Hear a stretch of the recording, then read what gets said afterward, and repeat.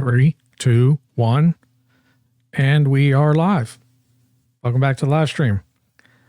And as I said I would, we're going to be doing Nier Automata. Not much to say before we get started. So this is not exactly a blind playthrough. I've probably played through half the game, roughly. As far as a first playthrough, because there are multiple playthroughs, like once you complete it, we're just going to be doing the single playthrough to start. And we'll figure out what to do after that. So it's not exactly a blind playthrough. I got to a point in the game where I was literally stuck. I was lost in this factory. I'll talk about it when we get there. Won't be getting there today, though. It's quite a bit further into the game. But yeah, I've been wanting to play this game for a while.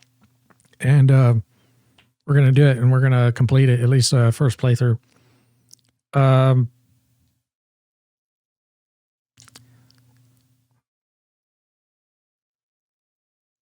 Let's see here.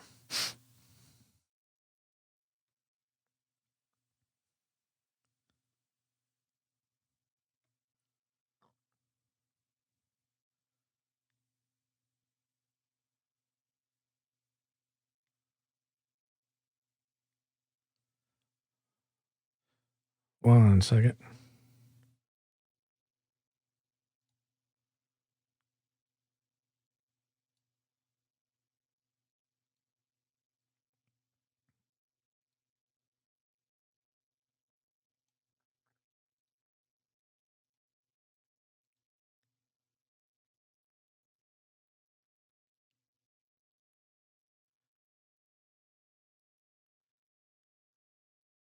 For some reason, my game audio is not showing up. I have no idea why.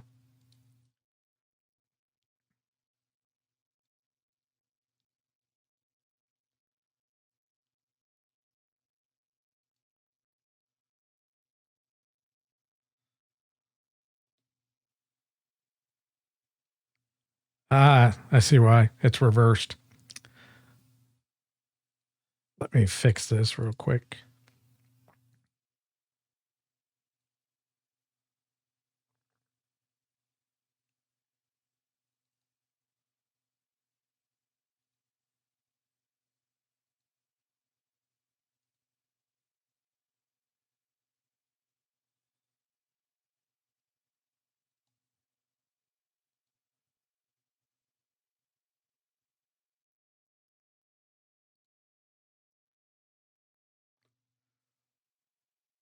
Okay. I created a new mute macro because I have multiple game captures for audio. And I set the on-off icon reversed. Didn't exactly have a chance to test it. I knew the macro worked, but as far as the icon, I was wondering, like, where the hell's my game audio?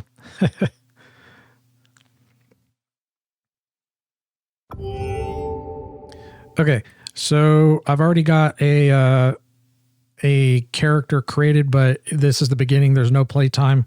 Wonderful thing about this is if you don't get, because there's no saves until you get to a certain checkpoint. So I've been able to, one second.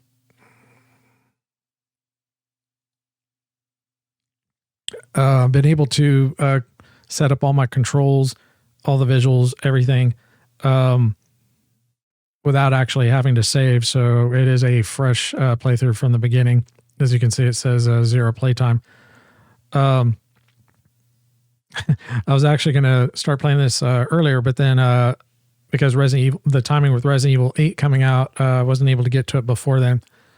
But we're getting to it now.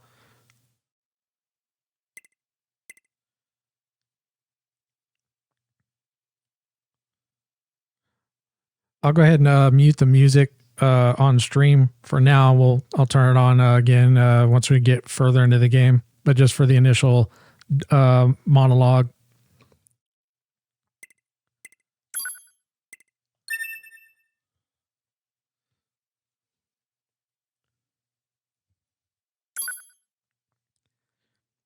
And here we go. Everything that lives is designed to end. We are perpetually trapped in a never-ending spiral of life and death. That voice volume was loud. Is this a curse? Or some kind of punishment? I often think about the god who blessed us with this cryptic puzzle, and wonder if we'll ever have the chance to kill him.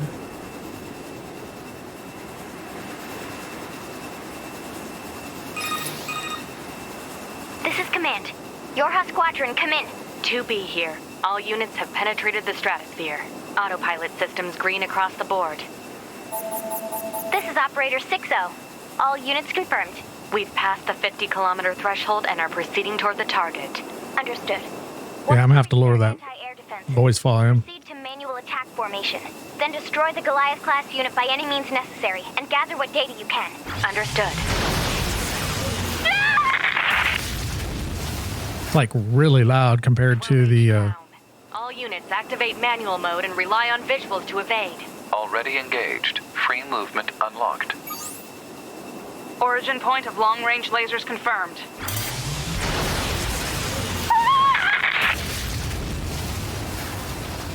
"11B, down. Our HO229 cancelers are ineffective.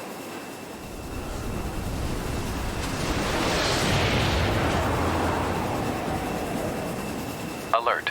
Enemy unit sighted ahead. Requesting permission to engage. Permission granted.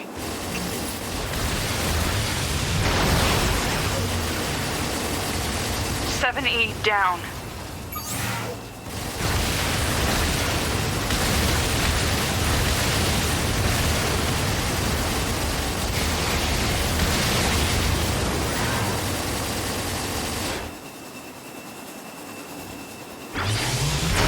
Whoa. 1D down. Assuming captain's duties. So you technically can't die unless you get to like a boss or something, because I tried to die. I think it was yesterday when I was checking some of the settings, and I can't exit the game without force quitting. Units confirmed. Requesting permission to assume mobile configuration. Permission granted.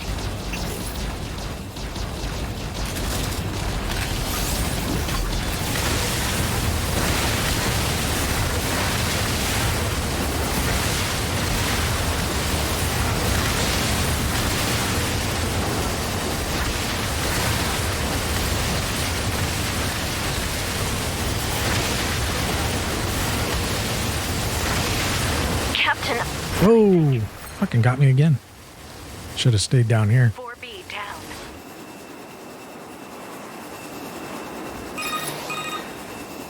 "2B to Operator 6-0. All allied units down. The operation is compromised. Awaiting further orders." Operator to 2B. We need you to rendezvous with Unit 9S and begin gathering data on the local terrain. Understood.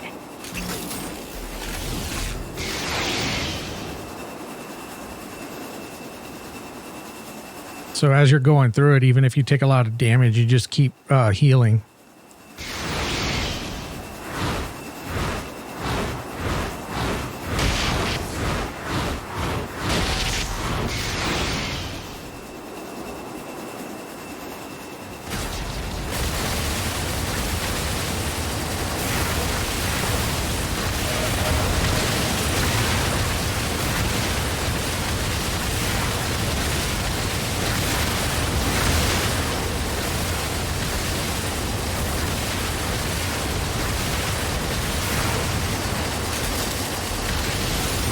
Once I get to a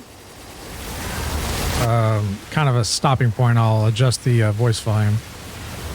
I don't know why it's so damn loud.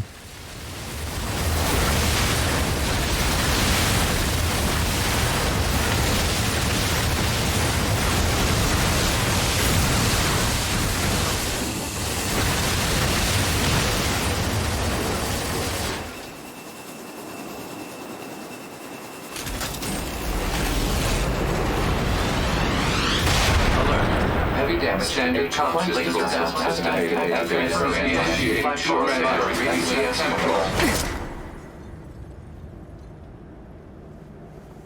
activating short-range attack gear.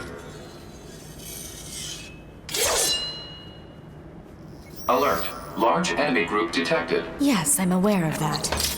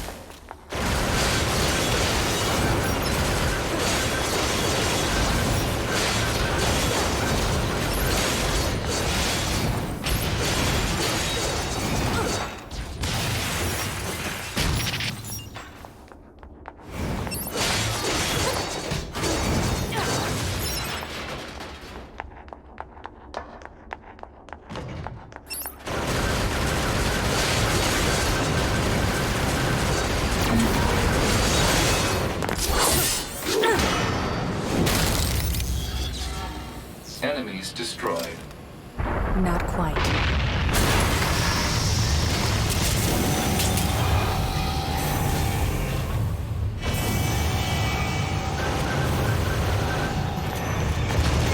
that our target? Laser communications recovered. I'm transmitting your quad program.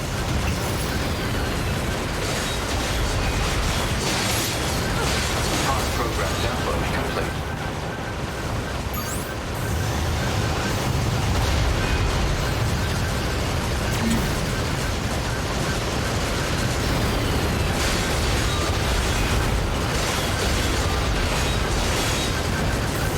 Oh, and I neglected to mention I am playing on normal.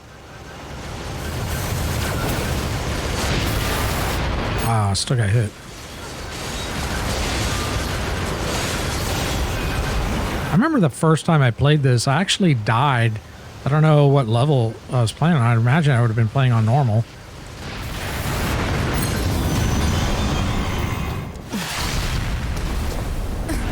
Because I remember I couldn't get to a save, so I had to keep restarting the fucking thing.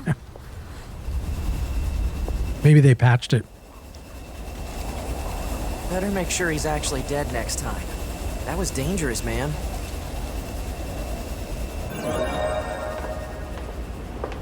You're 2B, right? My name's 9S. I'm here to provide support. Copy that. So, was that big old buzzsaw the Goliath you came here to take out? No, just another defensive system. Oh. Well, I guess we have to find the target then, huh? I've got a flight unit, so I'll take a look around the perimeter. All right.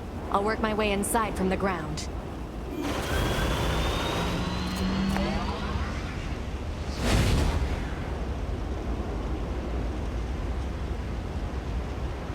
One second.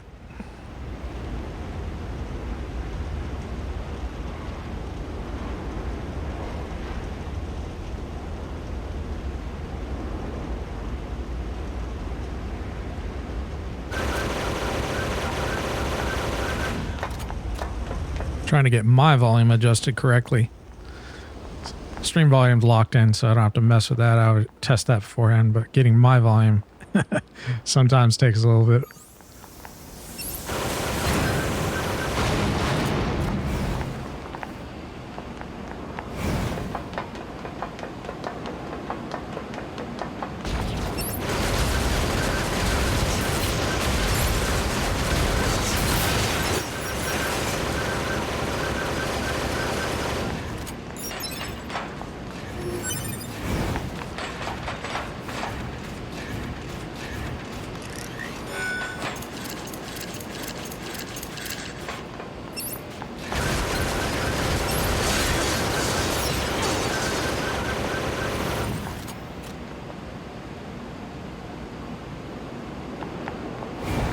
Okay, I think I got it.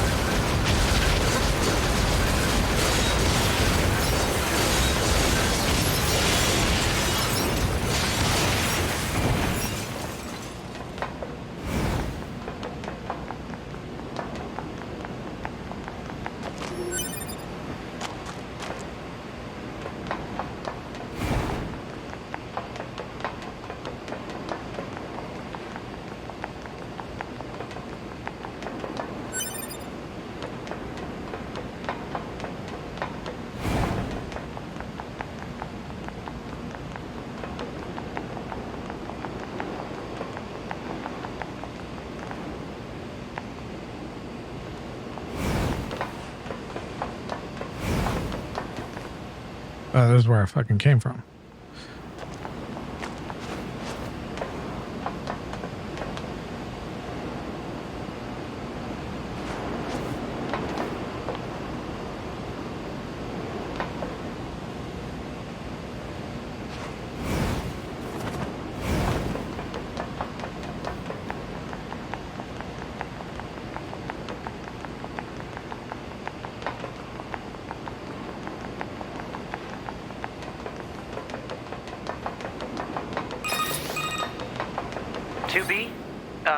Ma'am?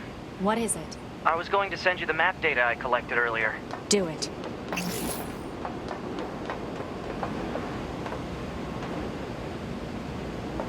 Alright, let me check something real quick.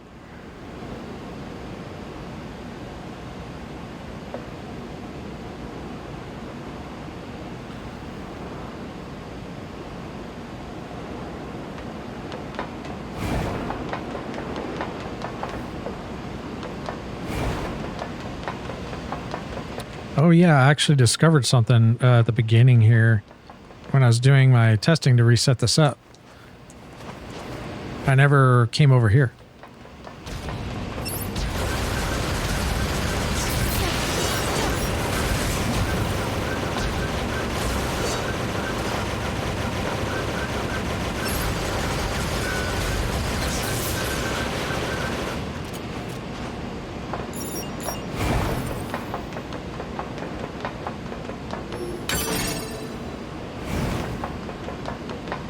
That could come in handy later.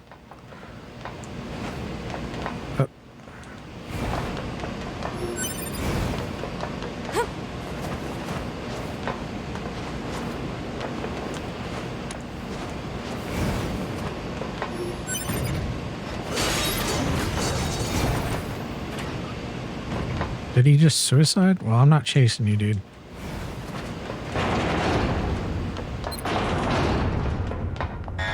Exit confirmed closed. So open it. Negative. Nearby enemies are checking no signal. Nothing's ever easy.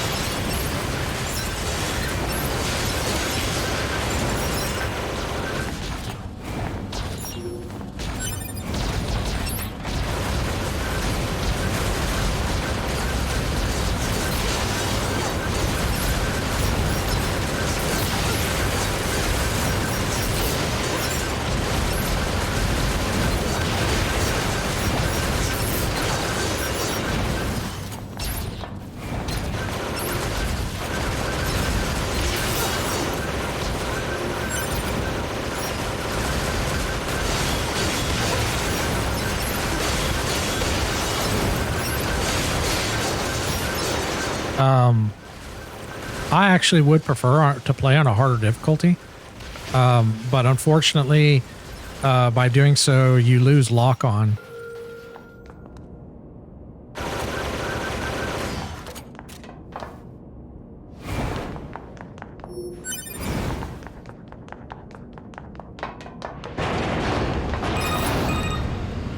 You know, ma'am, I'm glad you're here. Why? Scanners like me mostly work alone. Scouting out enemy lines and all that, I don't usually get a partner. It's kind of fun. Emotions are prohibited. Sorry, ma'am.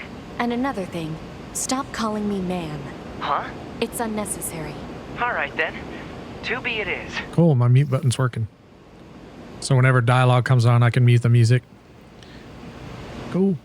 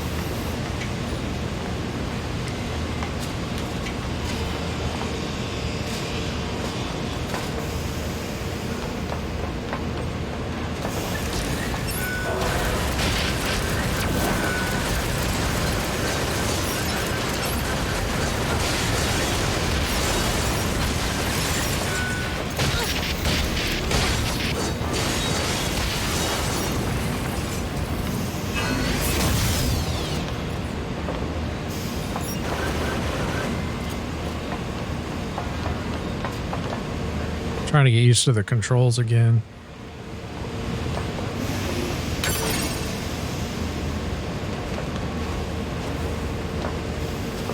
This factory's got a lot of loud ambient sound effects.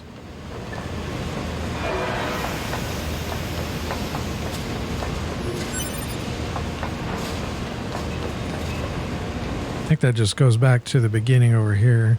Yeah.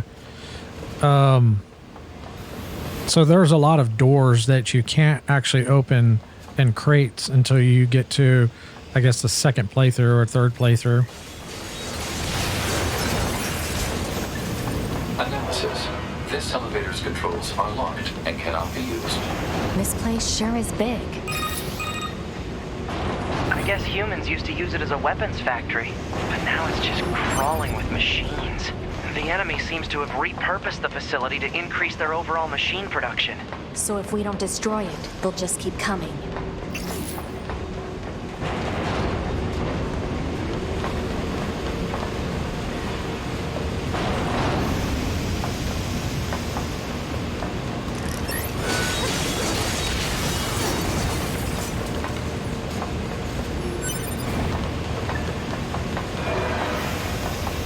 I do remember where the pods are, though. The first one's easy to get. It's you just go fishing in this one spot. The third one, or actually the second one, because you already have one. But the third one, that one's a little more difficult because it's in the desert and it's kind of difficult to find.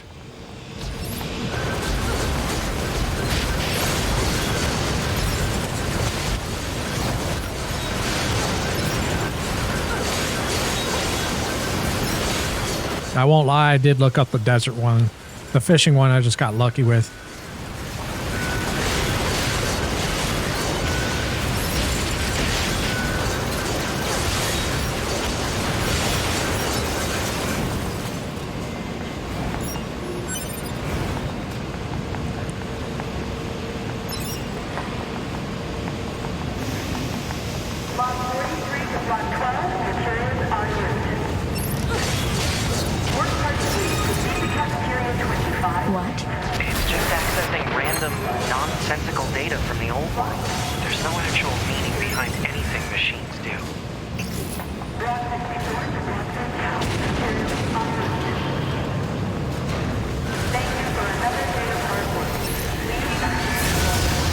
Damn it, I didn't aim that very well.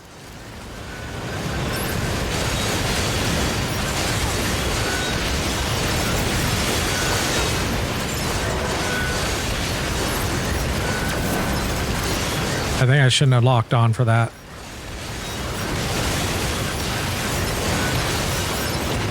I'm not gonna lock on this time. There we go. If they're grouped up and you get locked on the right one, then you'll get them all, or you get a good chunk of them.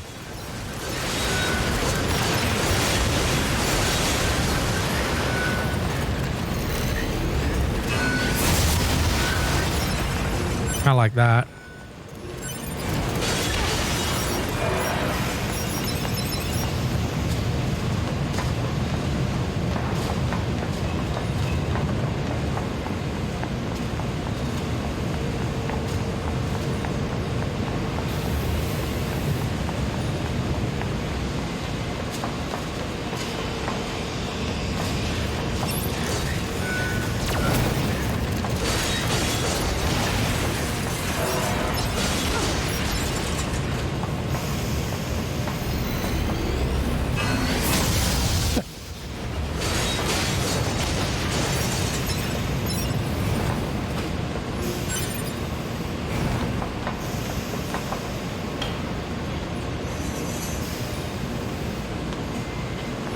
I think it's Yoko Taro. I think that's the developer. He's like, I just really like girls. Is there like some people that get pissed off that there's this sense of objectification of females in the game or whatever? It's like, eh.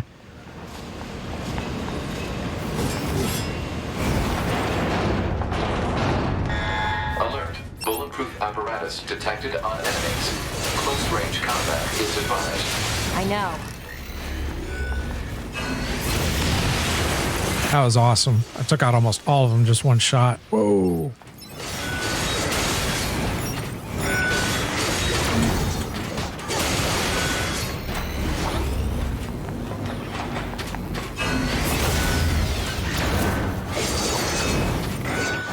Whoa, smacked me, fucker.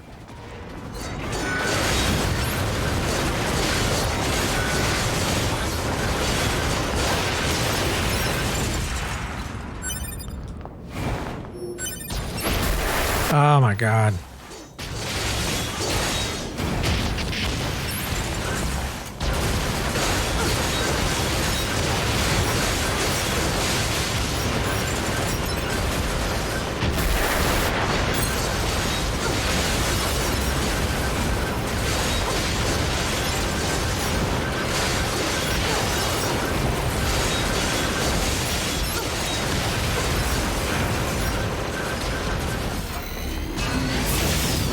Ah, it didn't lock on.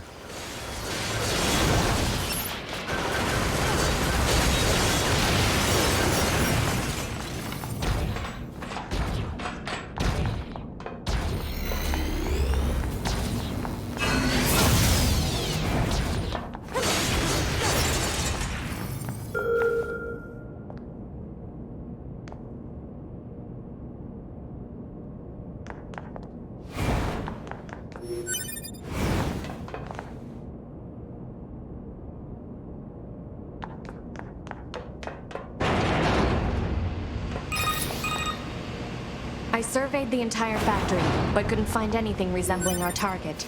Maybe they, I don't know, moved it somewhere?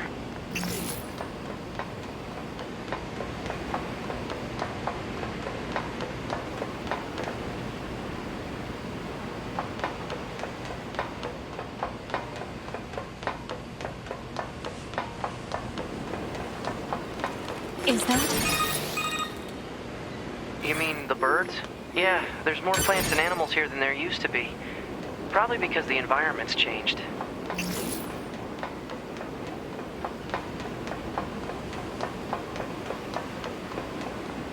This game has some epic fucking boss fights.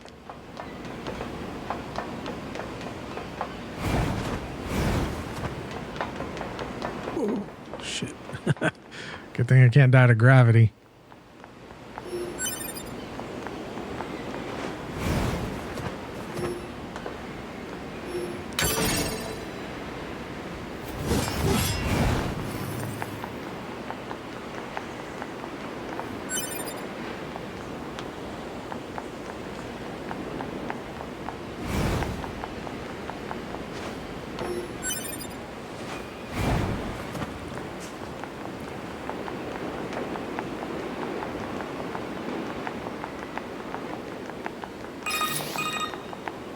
There should be another facility across that bridge. It's a bit of a hike, but should we check it out? It's not like Command to get a location wrong.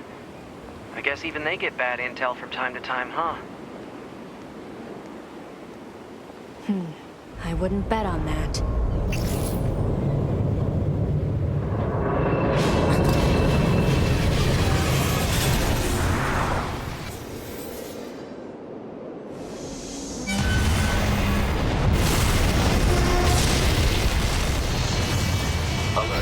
High-power jamming detected. No response from long-range communications. Doesn't matter. I'll just take it.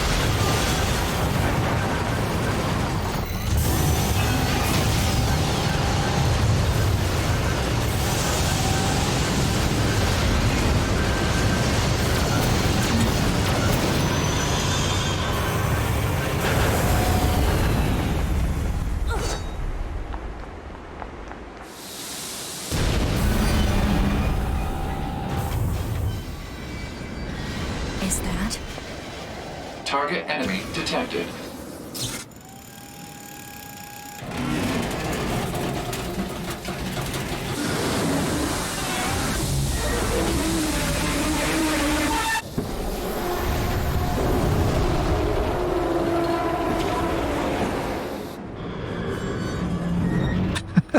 Shit.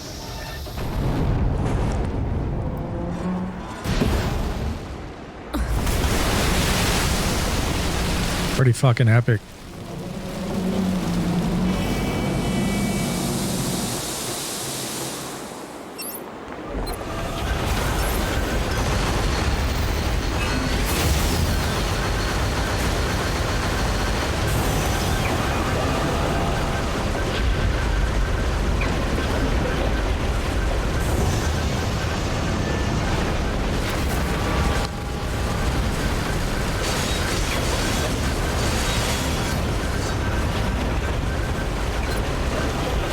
I think I needed to unlock for that.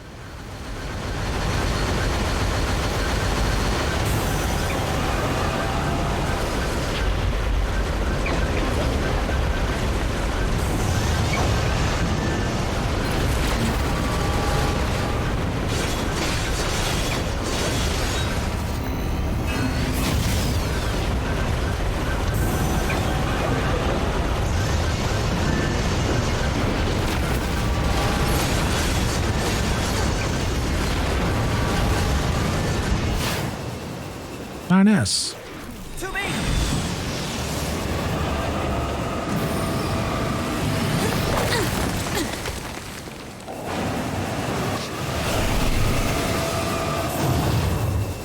What's your status? This is the target. I'm going to destroy it. Right. I'll provide support.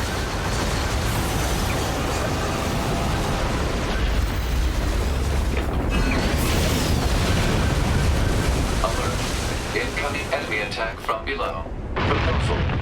Evade. Well, no shit.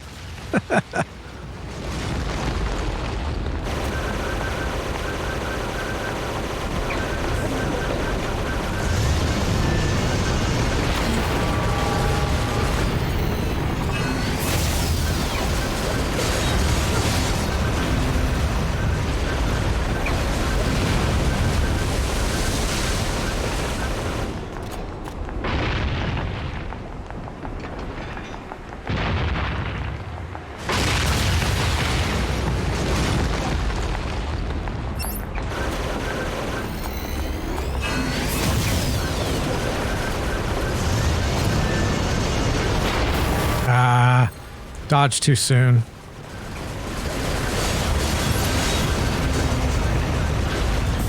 Hacking in.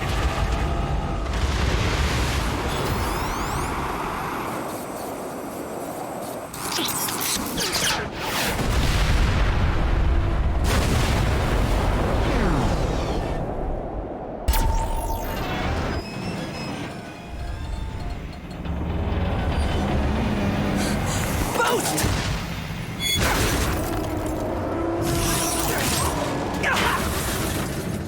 9S!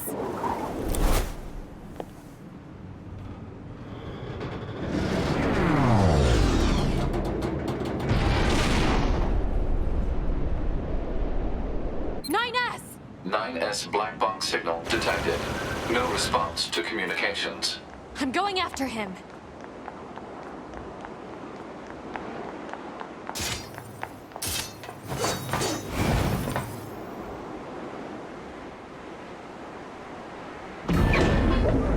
Wake up.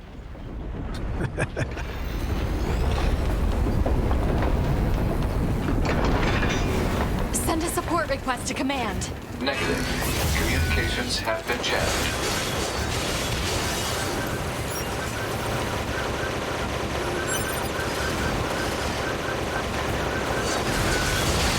I always thought this was kind of weird. It will actually shoot around.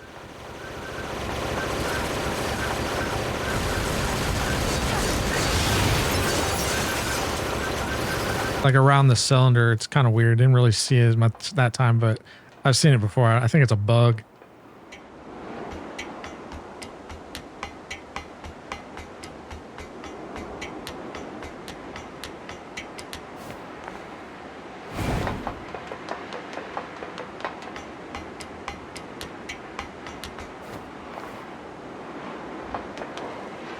9S!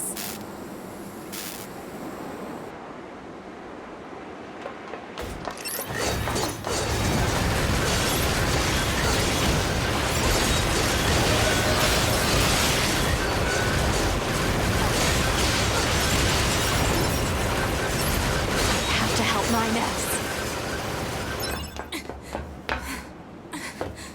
I have to repair him.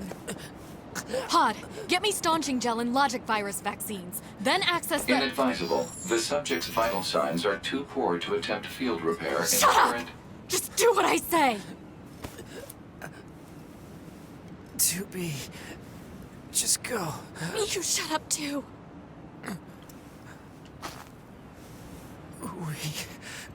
We're soldiers.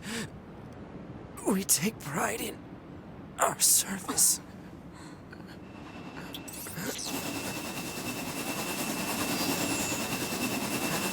HO-229 Flight Unit. Command 677 received. Usage rights transferred from 9S to 2B. Requesting acknowledgement. Please.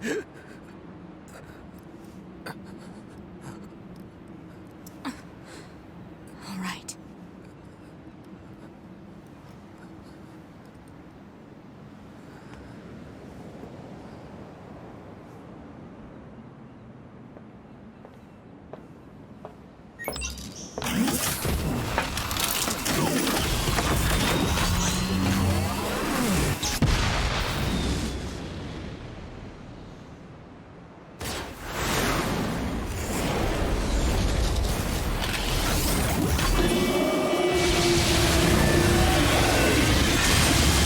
Oh, I'm supposed to be above it. That's right.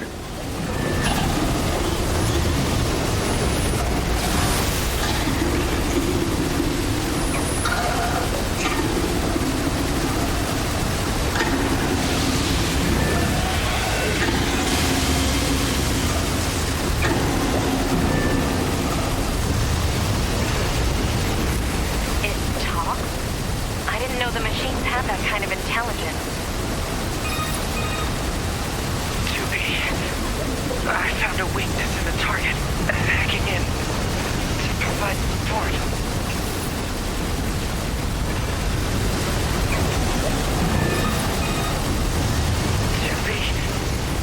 The control on the enemy's upper arm. Use your paws. Should be able to take it over. I told you to shut up!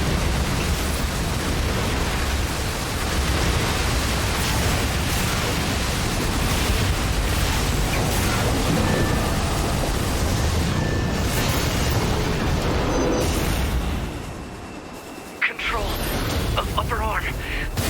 Seized from enemy unit. Marking weak point. Got it. Seize its control system. Affirmative. Infiltrating enemy subunit. Behavior table adjusted. Balance controls overridden. Enemy unit subjugation complete.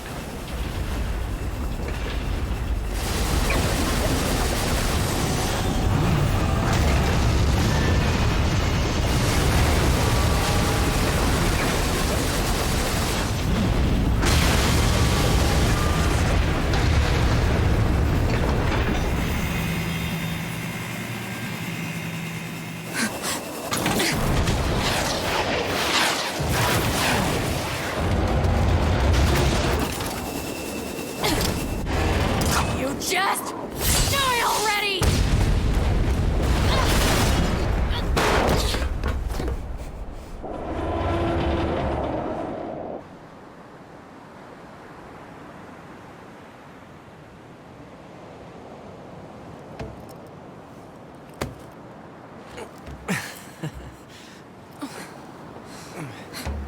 Talk about bringing the battle to them. 2B. Contact command. Request assistance. No. It doesn't look like that's going to be necessary.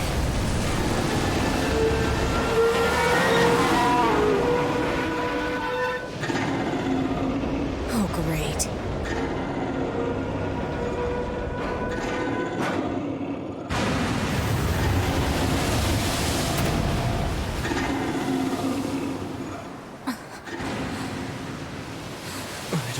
imagine that this is going to end well. The black box. It's ready. Right.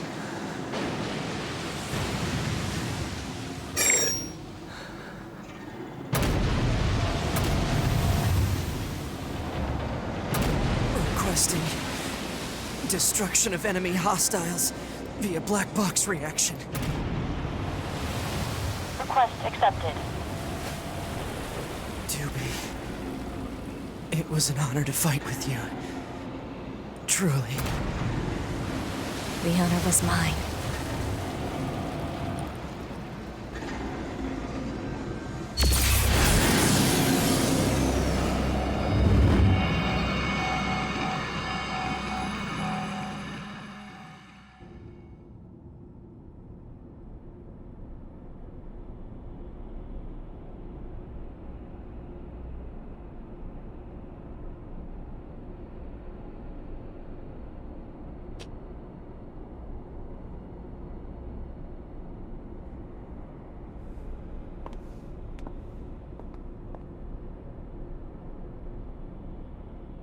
I wonder if Yoko Taro, the head director, got the idea of the backups from Battlestar Galactica from the Cylons. Because that was one of the first, like it's a very old franchise. I think it's from the 70s. And one of the first, as far as like android or human androids that existed, and they did the exact same thing. They had backups. They would create backups of themselves before they would die. Or they'd be stored like on a mothership or whatever.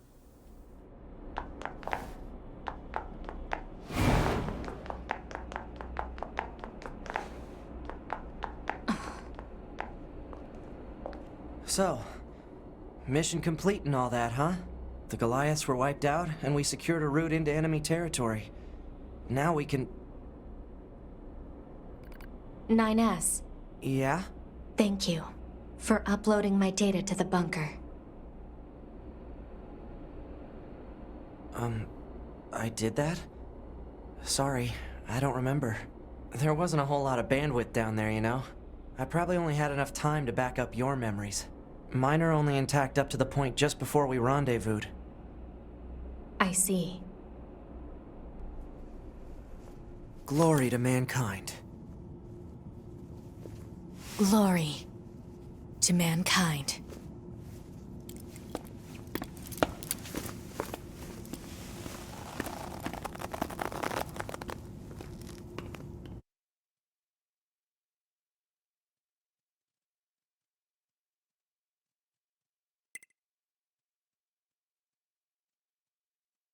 Oh, yeah, I'm not going to play online.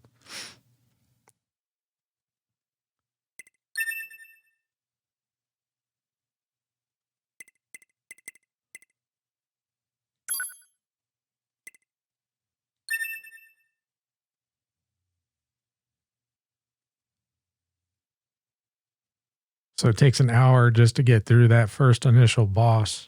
Well, there's two bosses actually. 5012 AD. The year mankind's glorious history came to a sudden and abrupt end, when the world was invaded by aliens from beyond the stars. The aliens unleashed a new breed of weapon, machine life forms, that all but annihilated human civilization. The handful of survivors that remained fled from Earth, seeking refuge on the moon. 5204 AD. Humanity launched its counterattack, deploying an army of androids from a network of orbiting bases.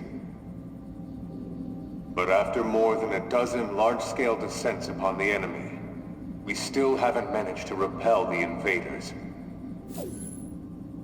That is why you, the Yorha forces, exist. To break this stalemate, once and for all. You are our ultimate weapon, and you must put an end to this war. Understood, sir. I wish you good hunting. Glory to mankind. Glory to mankind. Glory to mankind.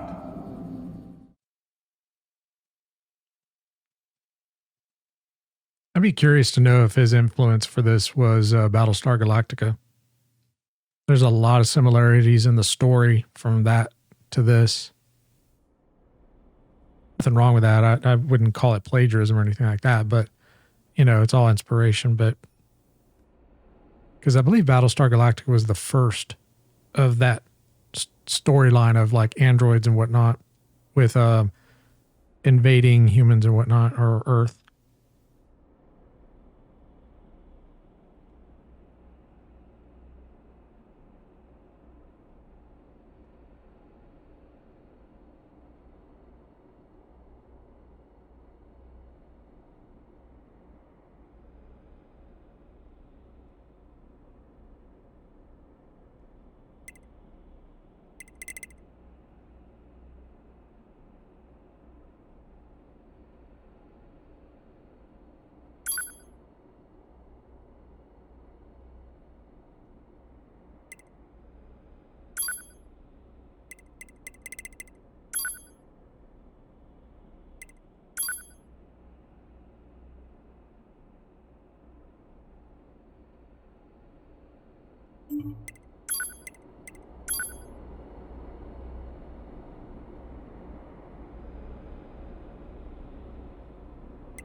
Ma'am? Are you there? Can you hear me? Alright, are we good now? Okay, settings should all be good to go. Hold on. Your self-destruct permissions are missing. Wait a sec, we need to restore those. I could set it for you, but you should probably do it yourself. Regulations and all, you know? Okay, good. If things go wrong during an op, you may have to sacrifice yourself in order to finish it, so... Once you're finished making adjustments, you can go ahead and close this out. You know, I've never done the self-destruct, so I'm curious if you self-destruct and you do die and you do finish your mission, do you lose all your chips? And can you go back and get your chips? Because that's one of the mechanics that's kind of Souls-like, is when you die, you have to get back to your body to recover your chips.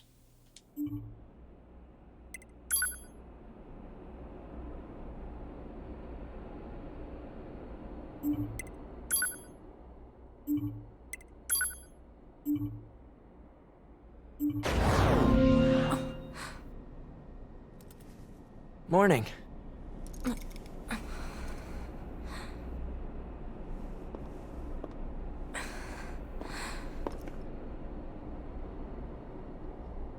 "9S. The commander's put me in charge of your maintenance, ma'am. That means I'll be performing regular checks on you from now on. I see. Oh, don't worry. We 9S models are the best around, you know.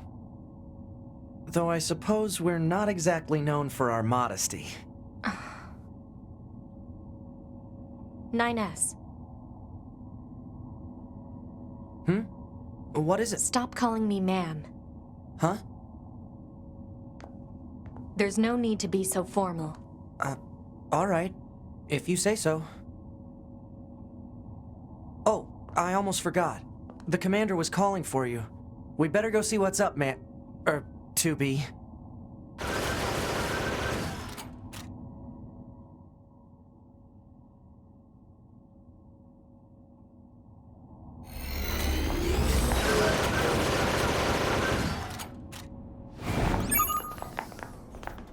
You need to be near an access point to save your data. You can see access points on the close-range map. Be sure to save often.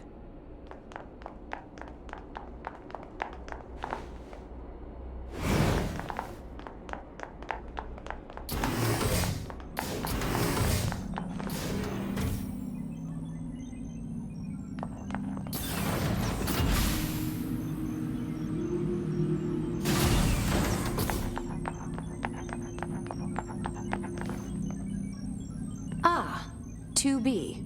Maintenance finished? Yes, Commander. You detonated your black box in order to defeat the enemy. Bold, but risky. Try not to be so reckless next time. Understood.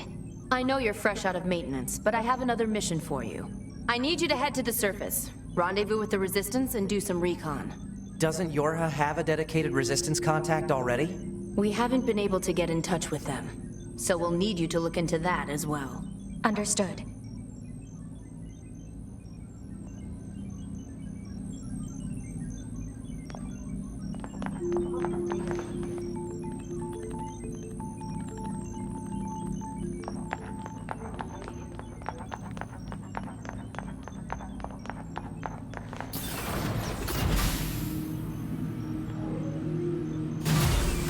I will admit I've never been a fan of the map in this game. Mini map is fine, but the main map, I find it not very usable. The surface? That means we'll be getting flight units, huh? Better head for the hangar. Usually we can't get near flight units. They're way too expensive for us. Okay, we can't save yet. Too bad they can't mass produce these things yet. The hangar's up ahead. Let's go.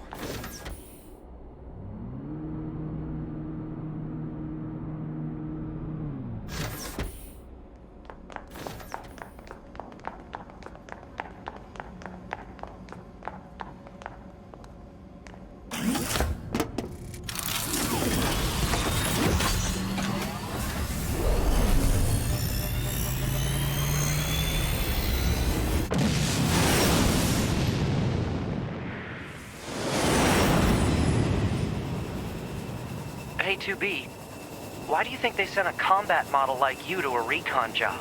If all they want is intel, we scanner models are built for that kind of thing. Orders are orders. All right, all right.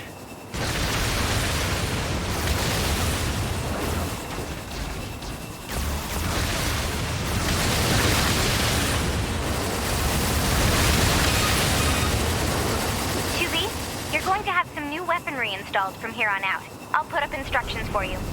Make sure to commit them to memory.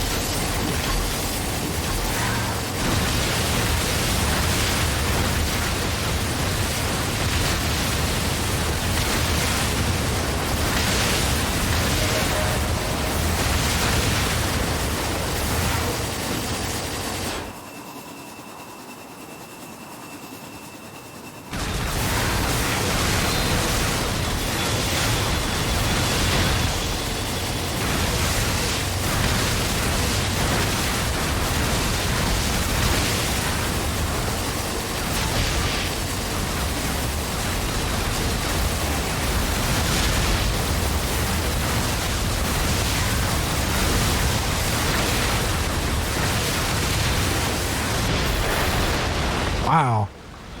Actually got me.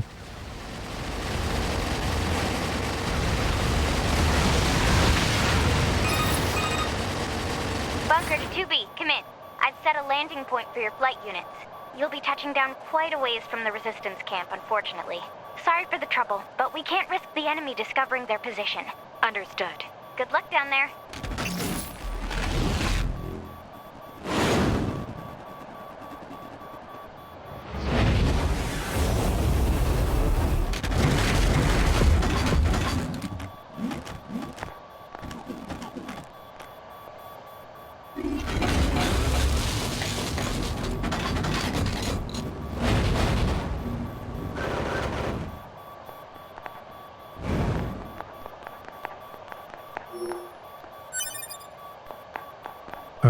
Can't I heal?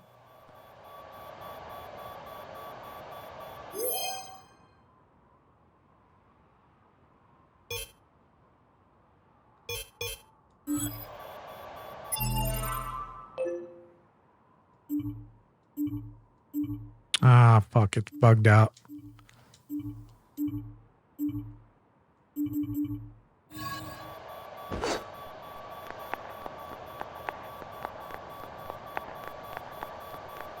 I thought I had heals from before.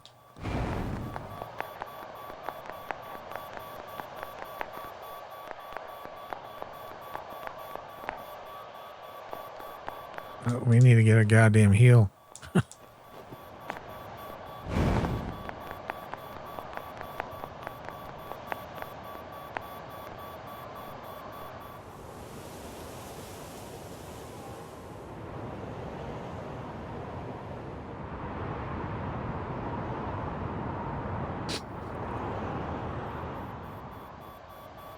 Target location acquired. Marking on map. Proposal. Proceed to target location.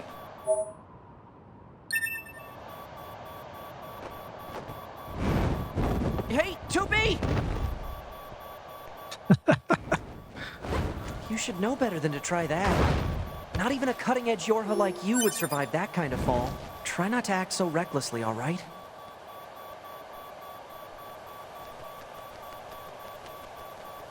I don't think it's gonna let me die. According to our intel, none of the machines in this area are hostile. We've been seeing more and more enemies like this lately. They just stand there and stare into space. It's pretty weird.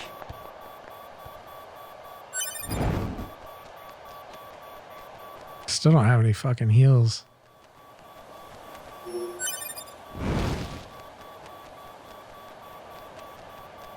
Maybe we can buy some when we get over here.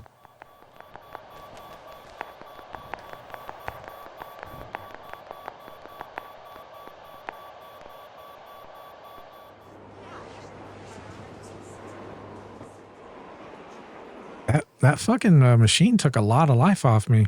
I only got hit once and that took me down really low. Of course, falling didn't help me get any better. I think this guy sells heals. I can't fucking have to talk to the leader. Okay, there's one.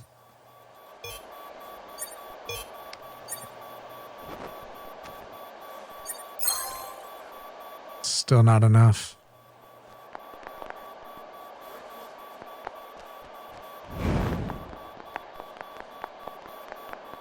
All right, let's talk to the leader here. You're number 2. You know about 2B? Yes, well, the bunker told me to expect you. My name is Anemone. I'm the leader of the android resistance that controls most of this territory. You must be the new scouts we heard about. Well, I'm sure my people will have plenty of information for you. Please feel free to ask them anything you like. I just need some heals, damn it. There we go.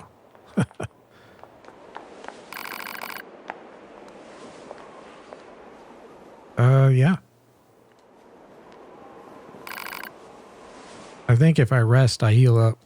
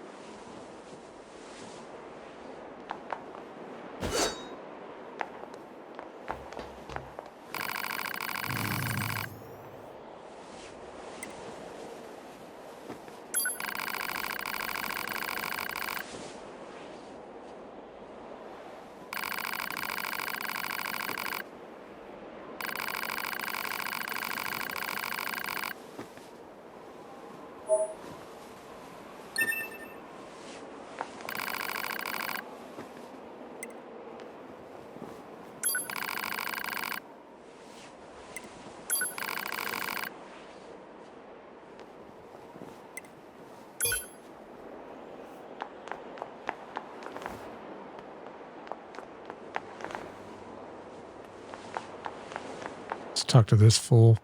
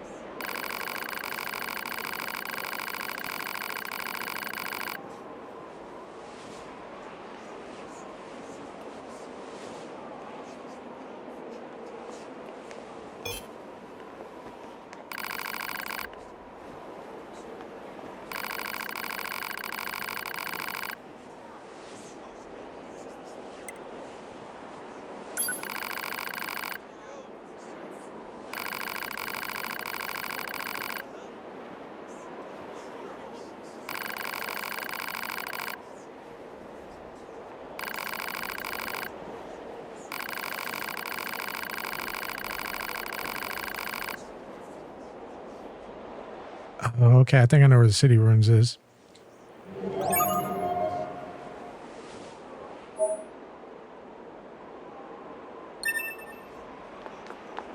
Oh, check him out. That's the developer.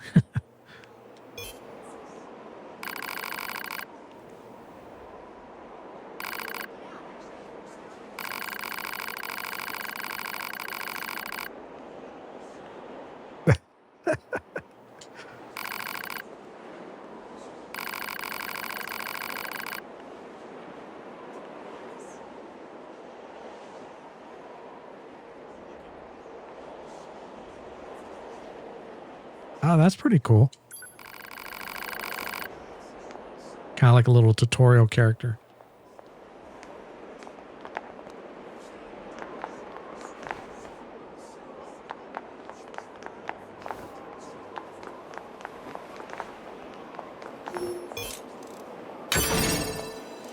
All right, we got a medium recovery there.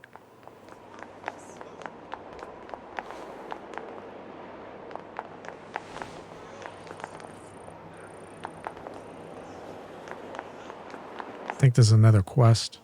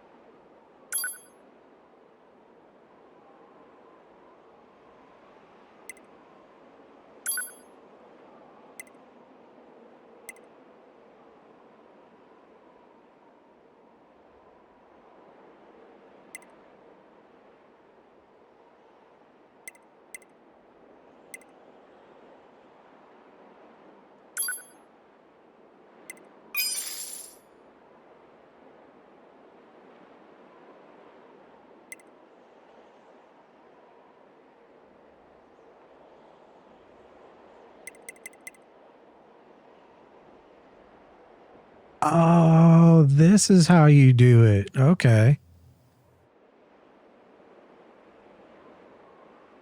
I always wondered, how the fuck do you ride them?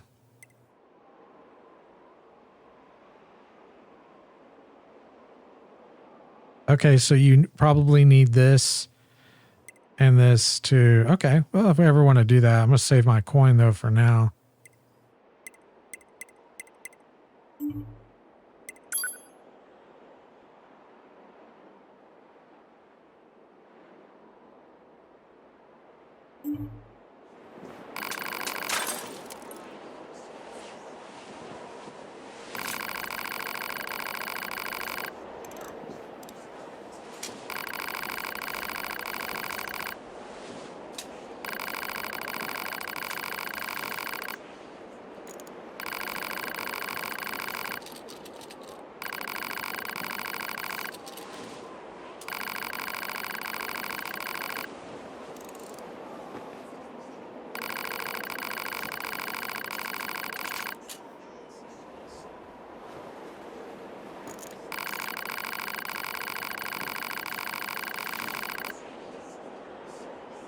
Yeah.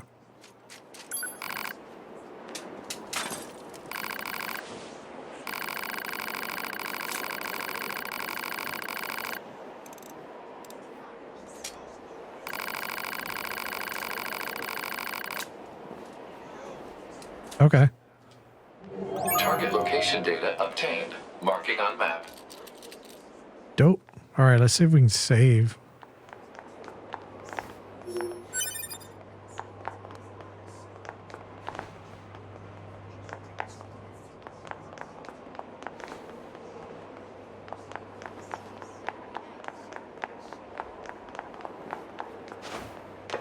Don't think I can open that.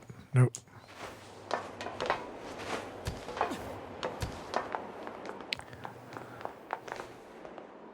This is a restroom, and I don't mean like to take a piss. I mean like you can go in there if you're low on health, and it'll rejuvenate your health.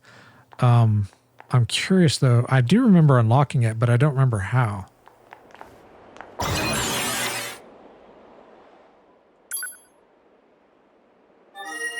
Okay, and I do know that every one of these little vending machines becomes a transport once you unlock it, so you can like teleport.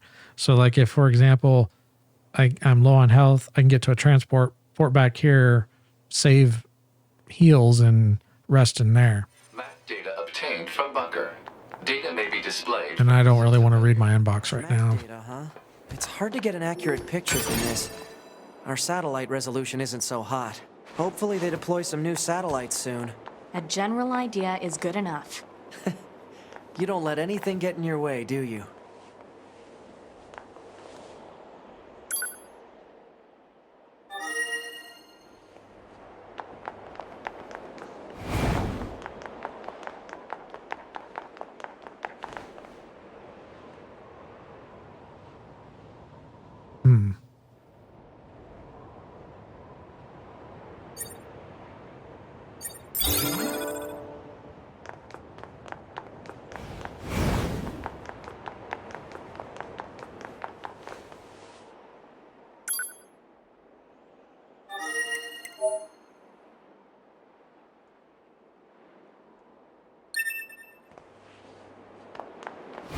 I keep trying to turn around because I'm used to the quick turn from Resident Evil.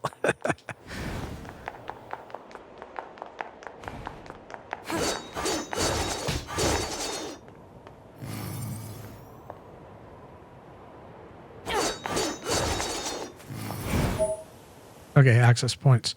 The world is filled with cleverly disguised access points, which can be found, which can be used for the following: unlocking map info, unlocking a save area, a wide area on the map, which allows you to save your game in the system menu, as long as you're close enough to the access point. If you find an access point under attack by enemies, destroy them all to reactivate the terminal. Okay, cool.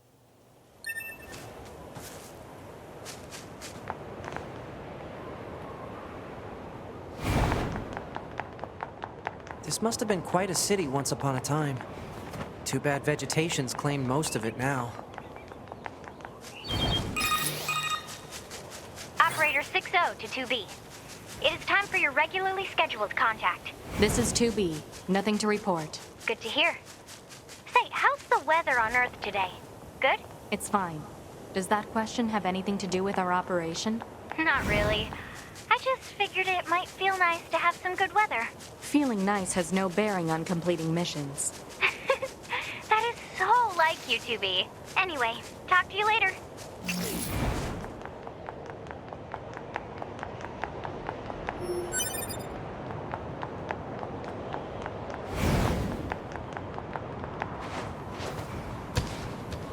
Kind of have to watch these moose. They will fuck me up.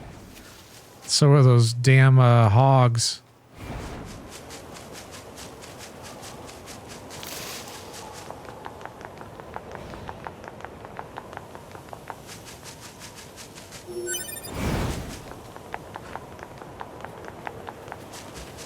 Okay, there's something in here.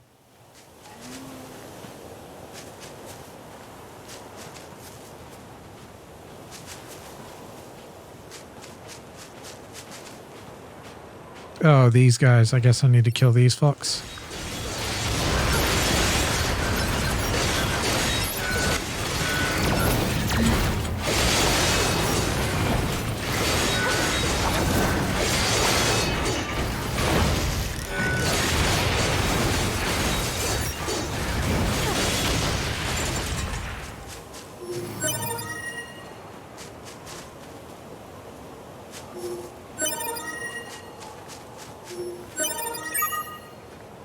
Okay, I got that one quest That's done. everything the supply trader asked for. Cool. Man, these chores are a real pain in the butt, huh? The Resistance is a valuable ally to your hub. By helping them, we also help ourselves. So no, I don't think they're a pain. Yeah.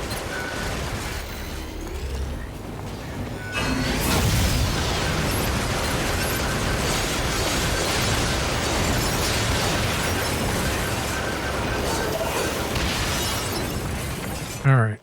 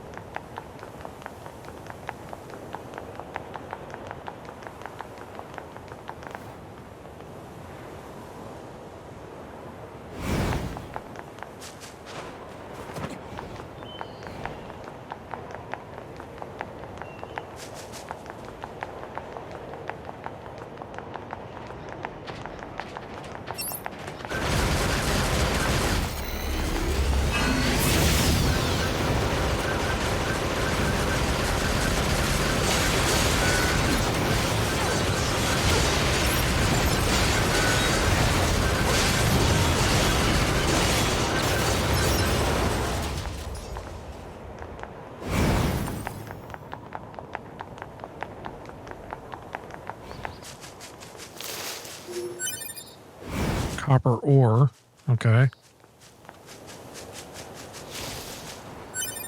More copper ore.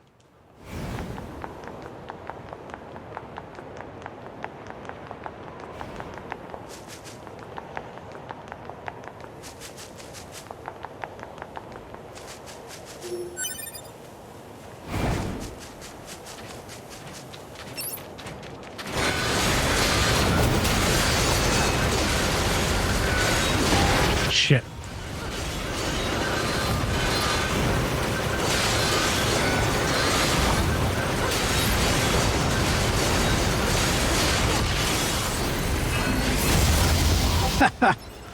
Fucking blew his ass away.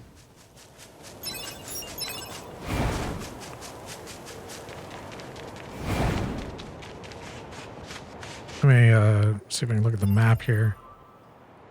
Okay, it looks like it fixed itself.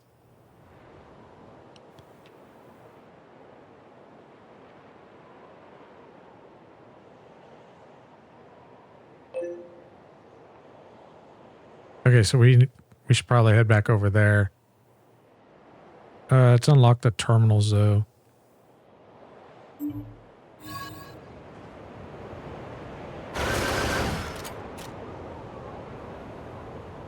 Actually, there's one terminal over here. We can unlock this real quick. I think this is where Jackass is, if I remember right.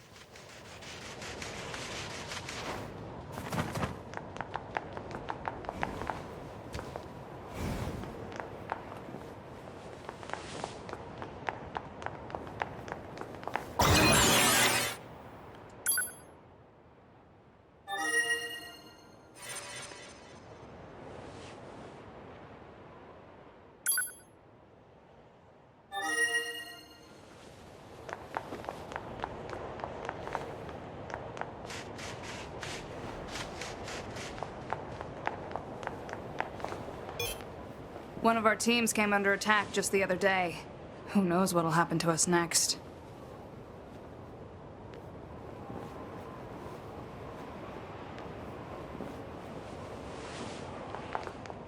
Things have been dangerous around here lately. Things have been dangerous around here lately.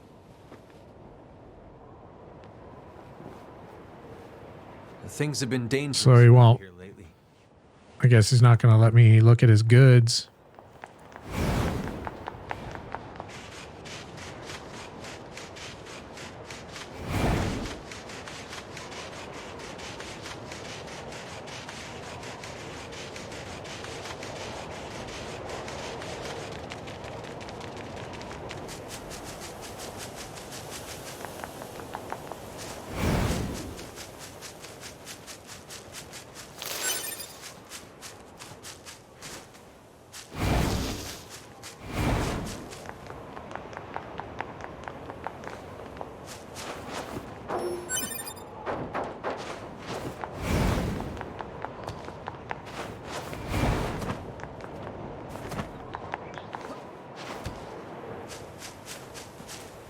There they are, those little fuckers.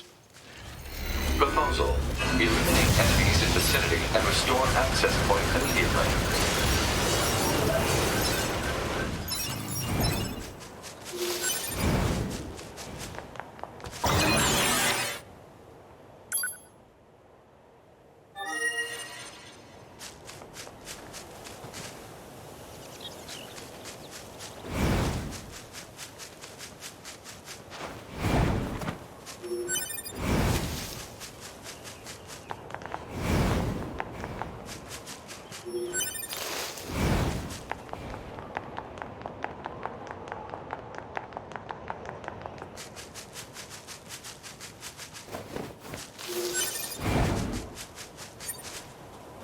Still have 5 medium recoveries.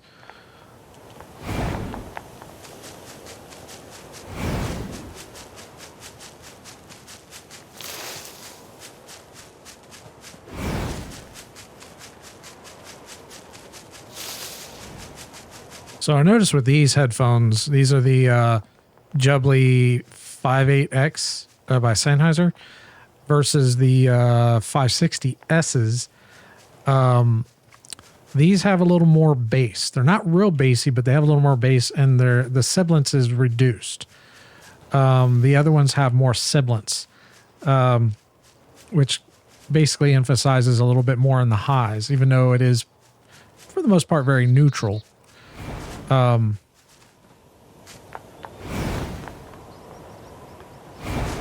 haven't had an opportunity because I just got them today and I didn't get a chance to really listen to them, so they're kind of being broken now. But I did put them on a kind of a spacer so I could open up the spring on them, because they, when you get them new, they're can be quite uncomfortable because you got to break in the headpiece. Access point communications jammed.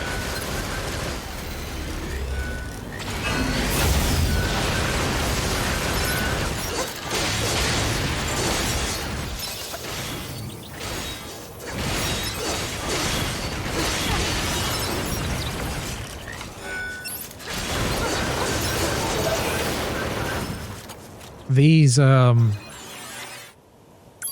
did break them in a little bit. They're still a little strong as far as the head clamp.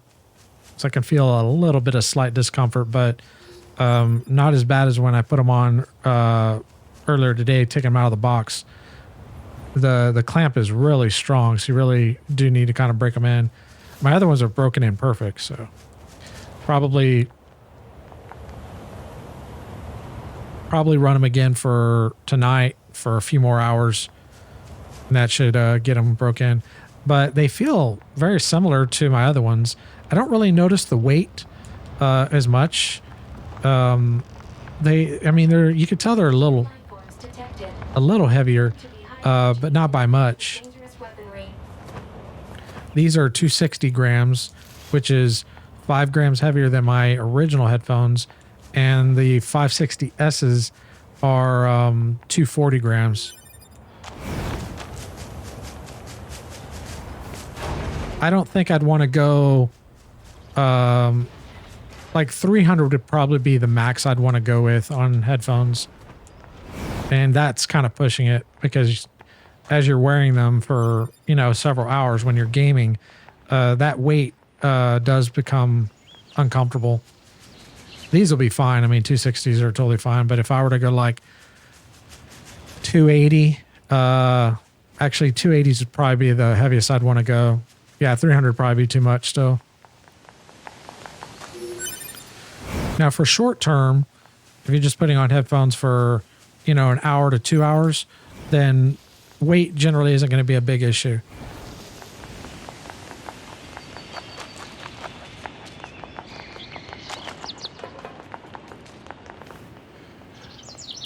These remind me of those, I forget the name of it, but they're in Replicant. They're a special flower. They have like a healing ability, I believe. You can hear those birds.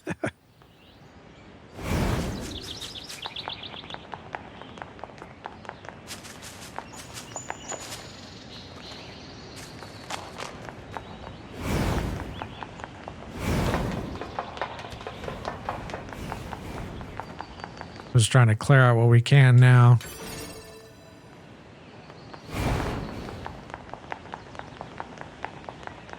Okay, this area is pretty much cleared. There's a robot that will sometime... Oh, there he is. Yeah, we're not going to fuck with him right now. We'll fuck with him later. Although there is a save nearby, but he's going to take a really long time to kill. And it's not really worth the grind on it right now. So we'll do him a little bit later. It's not particularly hard, though. Although if I get hit, could die pretty easily. That's why I'd want to do a save before you head over there.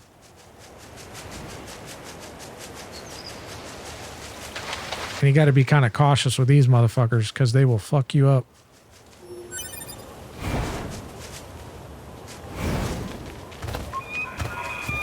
Yeah, look at that. He's trying to attack me. Fucker. All right, let's head up to the tower here real quick.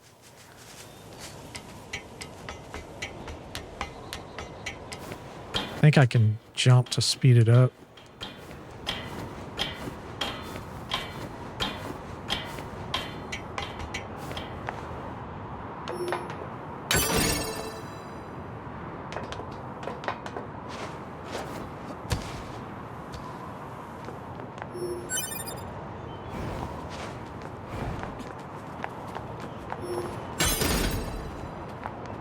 Like, I remember quite a bit from this beginning part, but as we start getting deeper into the game, there's a lot of shit I'm not going to really remember.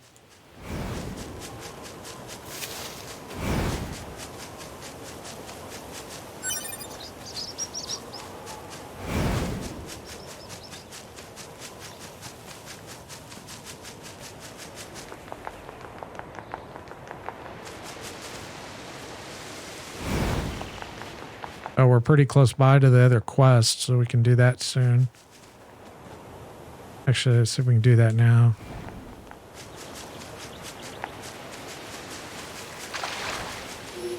I don't know if we can get in over here.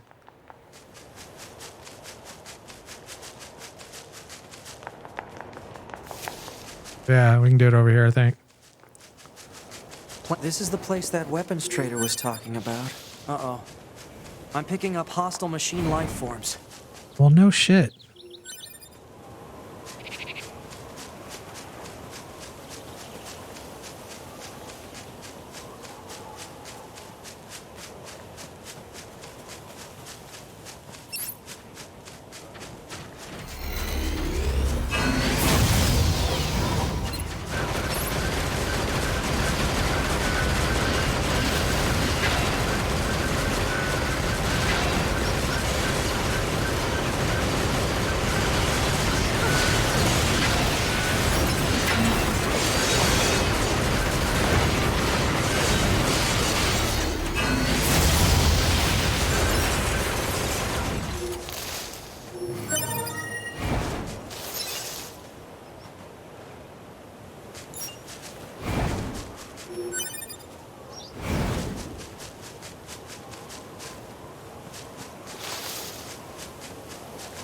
Did we miss something?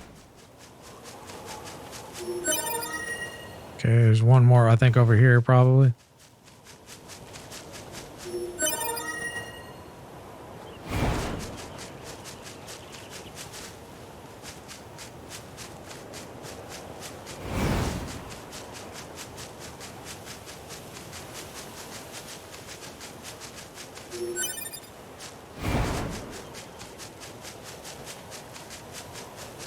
Still missing a piece.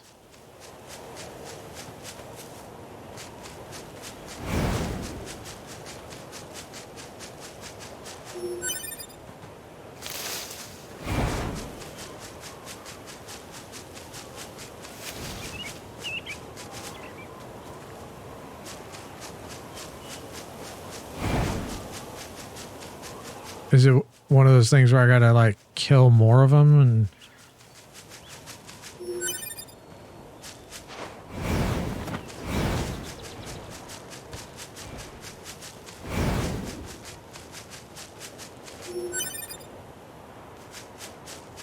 Oh, wait, maybe that's it. Yep, that's probably it. There we go. All right, got both quests done. Let's get these back to the trader.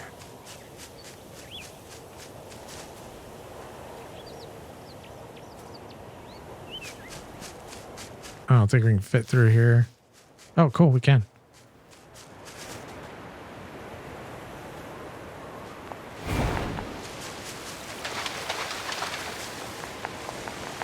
All right, let's unlock this next map area over here.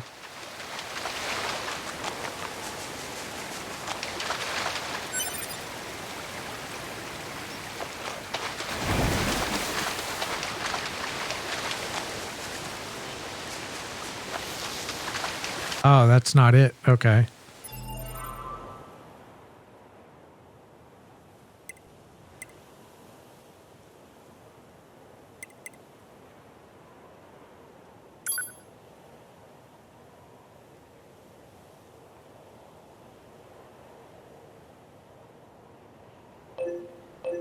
Okay, so there was another one there and another one over here.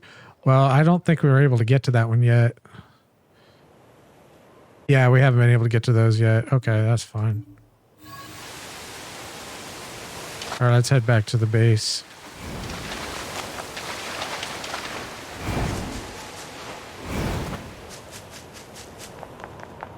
You know what? I bet that room that we unlock, I bet you like have to buy a key or something for that. That's probably what it is.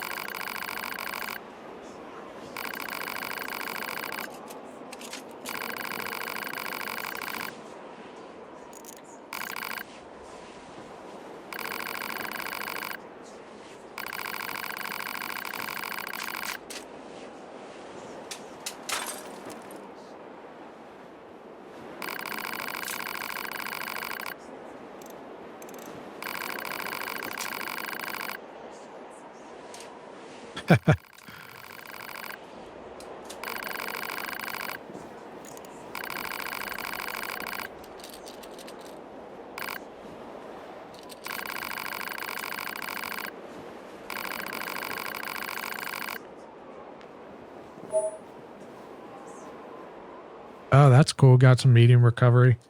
Warped wire 3000 G or whatever that is. Okay. All right.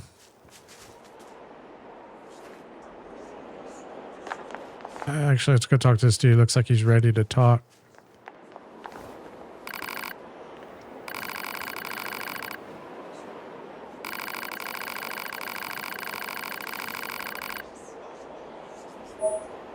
Okay, crystal, beast hide, rusted clump, and 5,000. Dude, that's dope.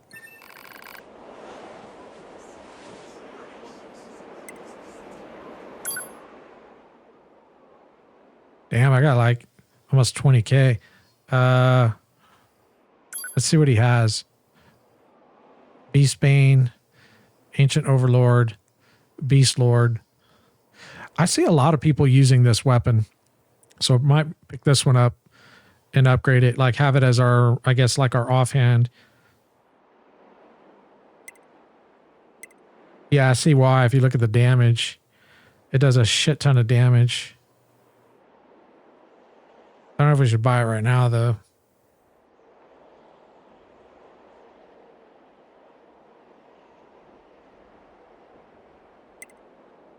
I noticed in when I played Replicant, I played like the first couple hours or whatever. It was kind of like this too. There were like 3 weapons and only one of them was like really good. The other 2 were kind of mediocre. And I bought all of them to test them and only one of them was good. You would think there would be a little bit of a, yeah, that's really weird. Fuck it. We'll buy it.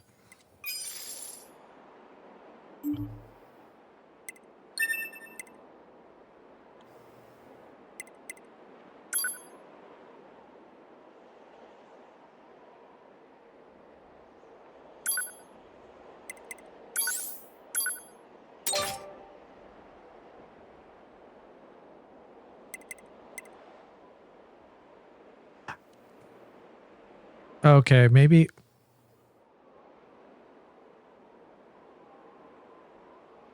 We'll have to dick around with this. So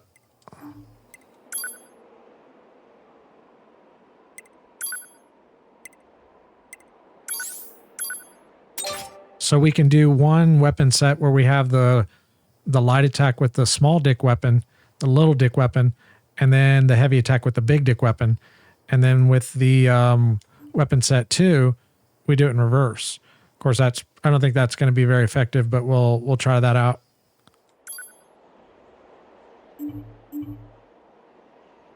see what the upgrade is. Virtuous contract. Oh, okay. These are to upgrade the weapons. Oh, okay. So I need pyrite.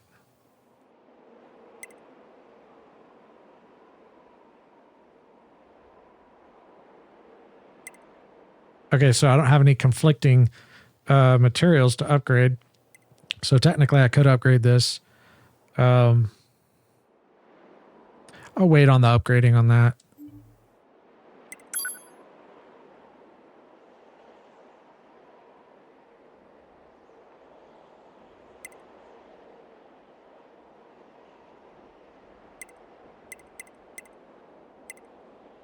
I need to like check out my chips.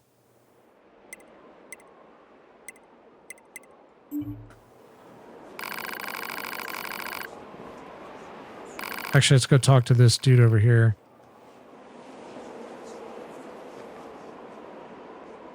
Oh, okay.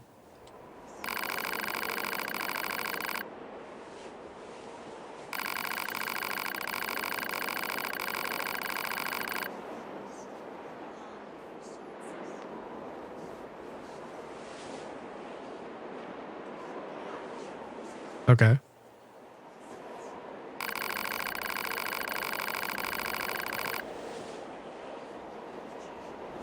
Ah, this fucking thermos works.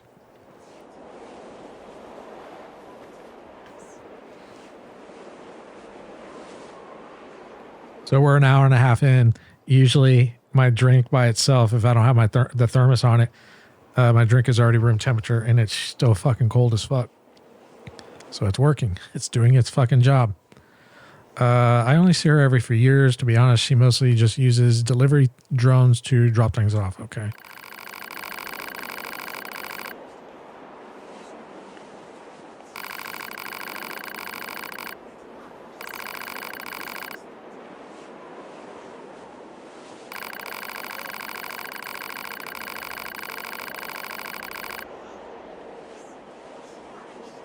Oh, okay.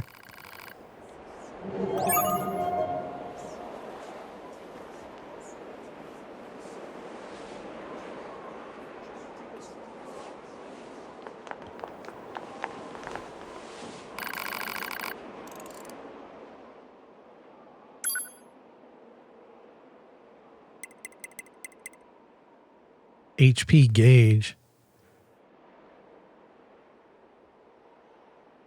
But I already see my HP. I don't know why I would.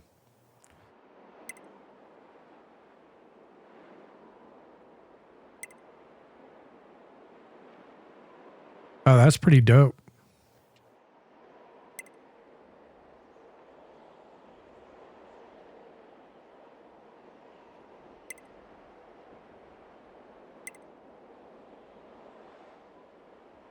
But don't we already have the? I'll have to look at my chips.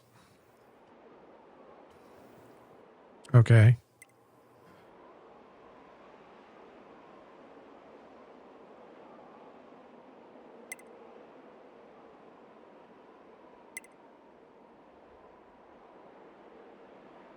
Yeah, we probably need that. Let's look at our current chips.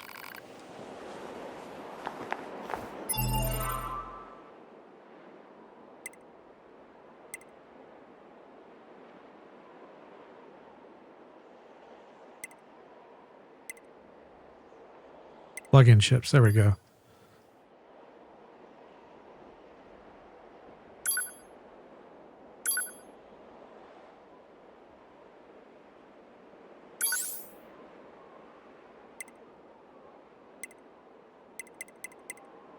Okay, so we do have the mini map.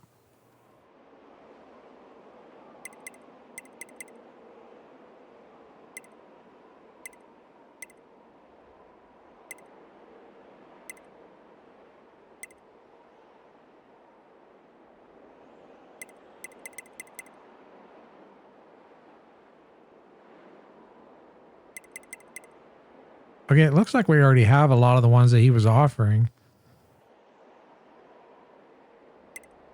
Let me take a picture of this shit because I'm not going to remember what I have.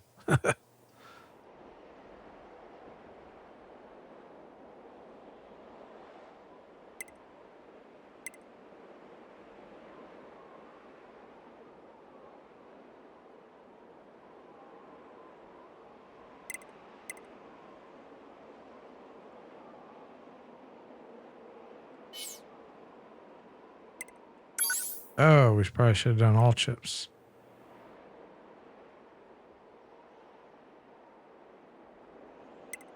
Yeah, I'm not going to play easy mode.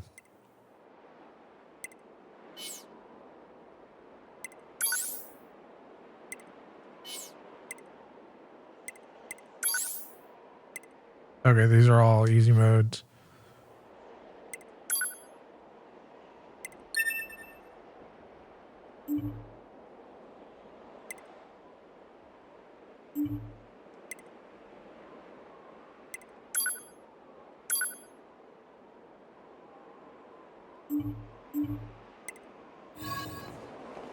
Okay, she's got a quest. All right, let's talk to this fool again.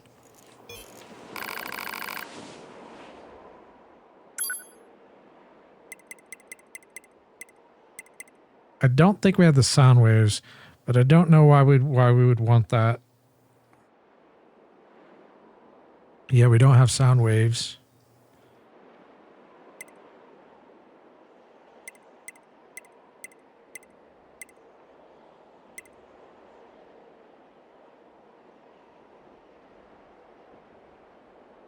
Yeah, we got objectives. So it looks like we have.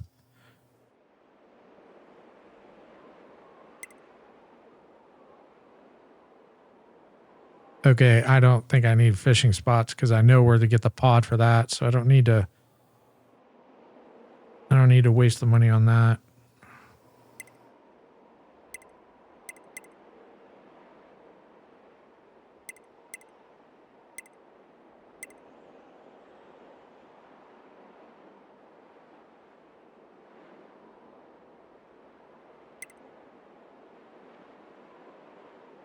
Those would be kind of helpful. They're not too expensive either.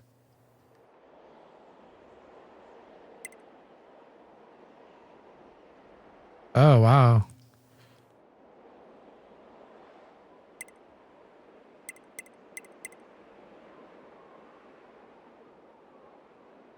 Well, we'll wait. We haven't really, if we start getting into a situation where we need them, but at least we know they're there if we want them. Okay. Let's see what this quest is about over here.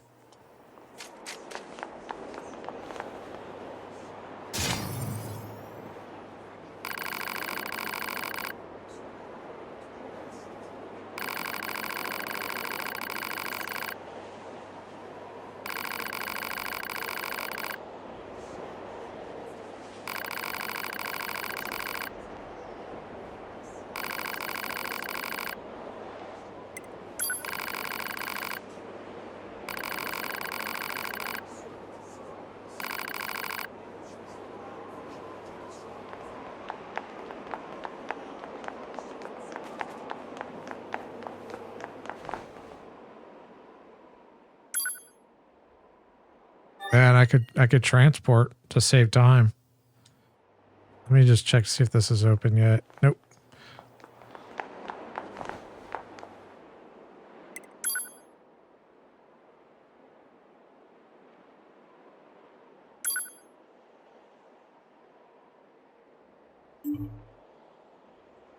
I don't understand. I thought once I unlocked those other ones, I could transport. I guess I thought wrong.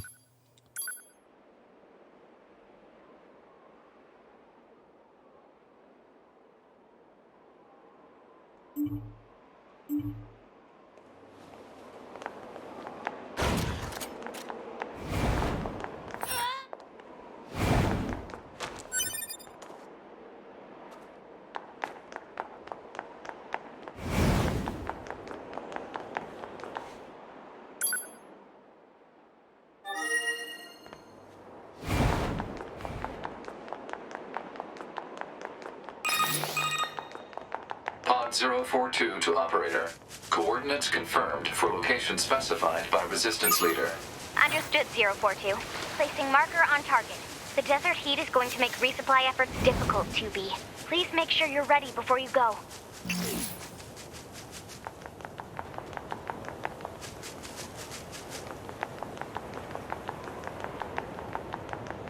Well, I think I'm ready.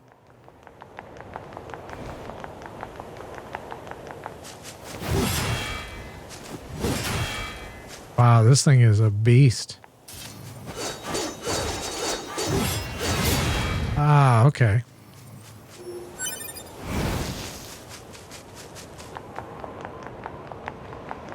Actually, hold on a second. Okay, so I can just save at these right now. I can't yet transport between these. It probably comes later in the game, but I do remember you could do that. I thought it was just you find them and you could automatically transport. Maybe it's a chip. Maybe I need a chip to unlock that feature.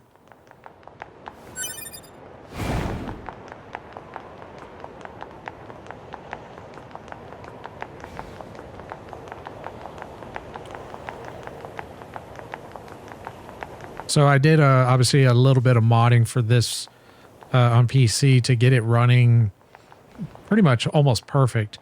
I've been able to eliminate, I would say, 70% of the pop-in. There's still some pop-in that occurs and there's a little bit of fade-in, but it's far better than the default game. And I did lower certain, like the textures a little bit because you don't really notice a big difference. But it does kind of help with the performance a bit more. Let me see where this fucking thing is at.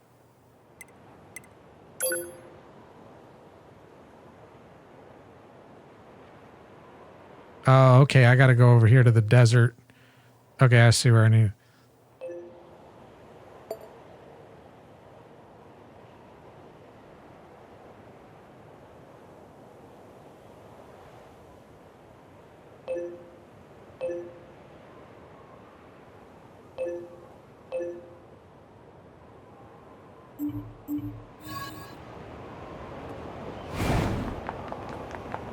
The other problem is some of the texture issues is the game, the way it's designed, it loads textures by zone. And if you put in the high-end textures, every time you cross a zone, you get this hard frame stutter.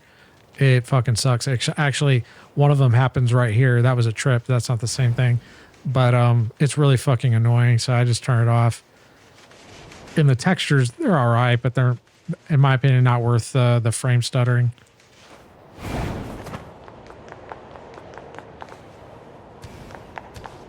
Okay, so Jackass is gone. Let's see if this fucker will talk to me.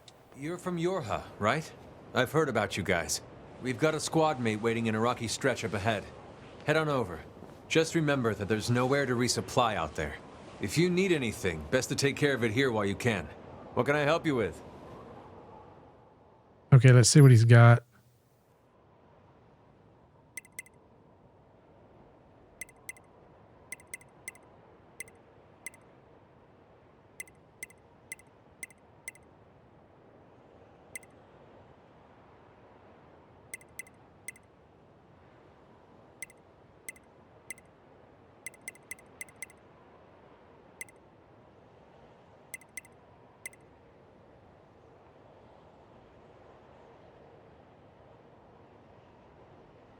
Okay, resilience looks kind of dope. Counter. Charge attack.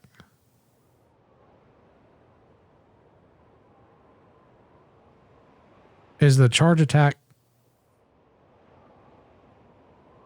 Is that my attack or is that my pod attack?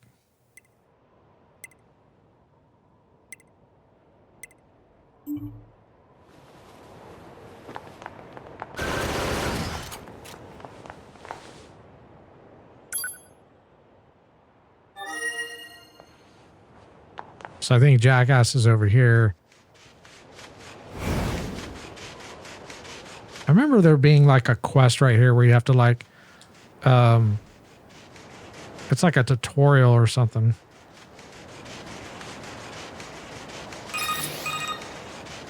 The Council of Humanity has a message for all of our brave androids fighting on the surface. Currently, our struggle against the machine life forms is at a stalemate. This battle has raged for far too long. I am sure all of you find the effort grueling. But now is not the time to give up. Now, more than ever, we must forge on. Remember that several 100,000 humans on the moon want nothing more than to return to Earth. Glory to mankind.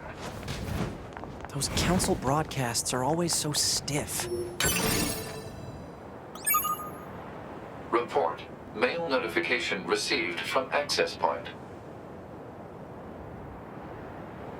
I think I can only read the mail when I get to an access point, right?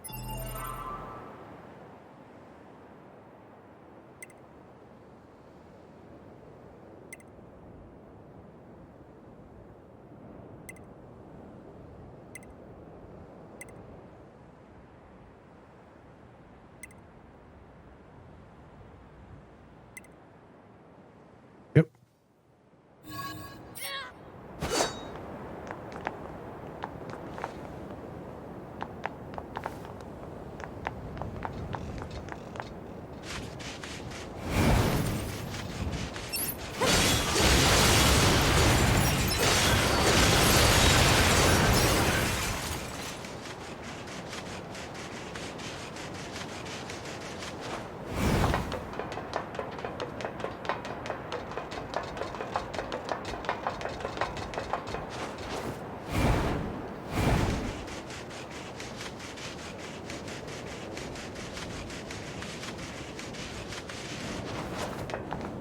Jackass.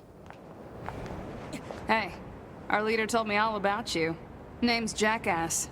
Nice to meet you. I hear you're planning to take out all the machines in the desert? Guess that means we need to get that entrance open. Looks like it. So, Jackass, was it? What are you doing all the way out here? Oh, that? Well... we wouldn't want to have anyone getting tangled up in that, now would we? Don't go trying to be a hero, alright?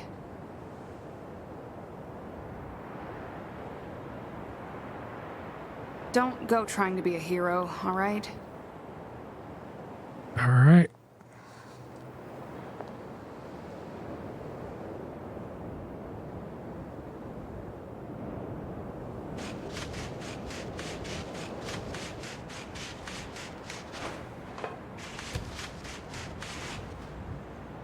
Okay, this is a zone that's... I was wondering, like, why are the textures not loading? It says this is like a zone line right here. Who opens a sealed gate with explosives? There's gotta be an easier way, right?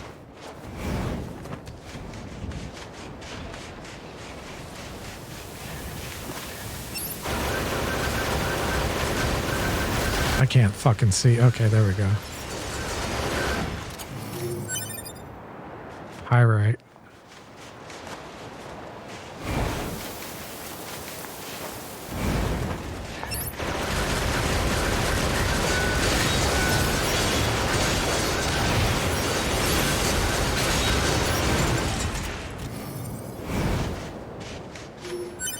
Evade range, okay. So I could actually evade further than what I'm at right now. That sounds dope.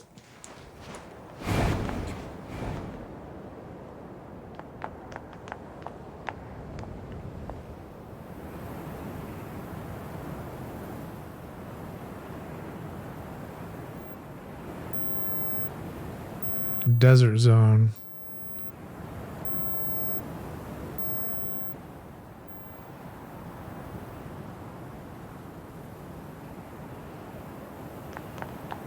So there's another pod out here that you can get. But I have no idea where. This is a big area. Let me look at the map and see what the fuck I'm supposed to do out here.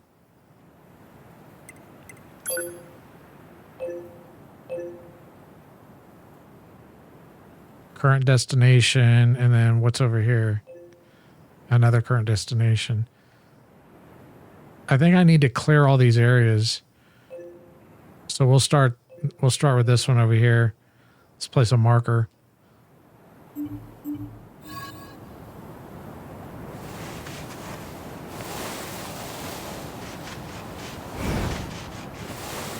This sand sure is slippery. Careful. We've got enemies approaching.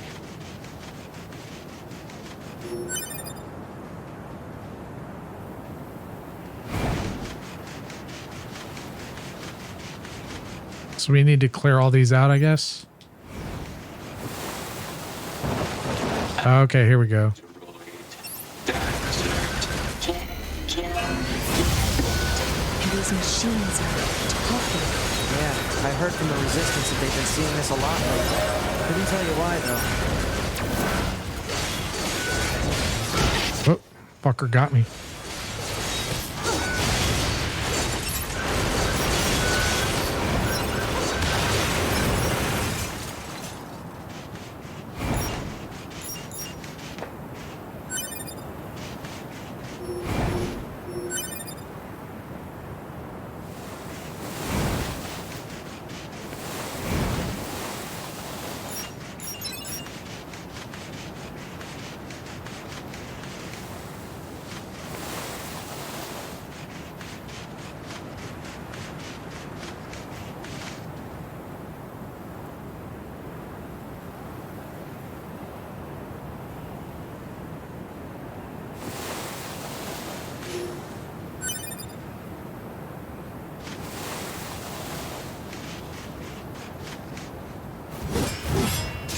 Let's try the big dick weapon.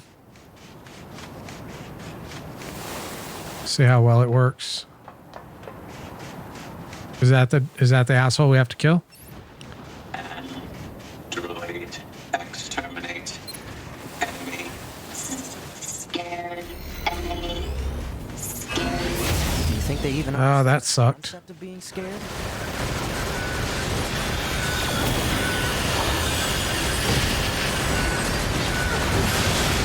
Oh shit, it does pretty good damage, but you gotta really watch your shit.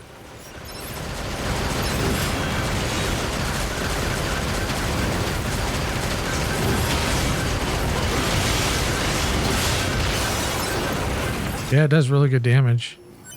But it is obviously a bit slow, so you have to time it right, even on a light attack. Hey, what the hell happened to my currency? It just disappeared. Is there a terminal over here? Looks like there might be a terminal here.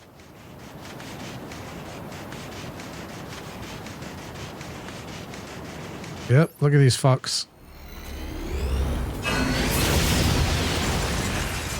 Proposal. Eliminate enemies in vicinity and restore access point immediately. All right.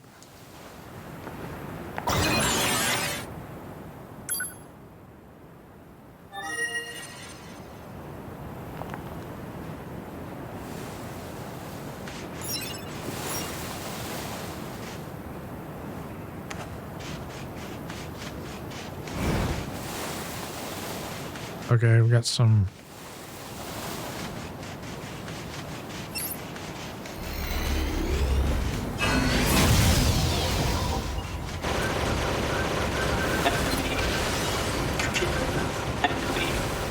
Let's kill this airborne one first.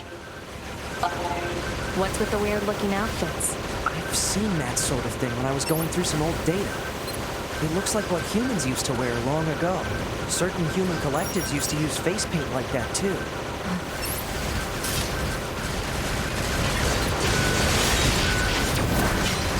Wow.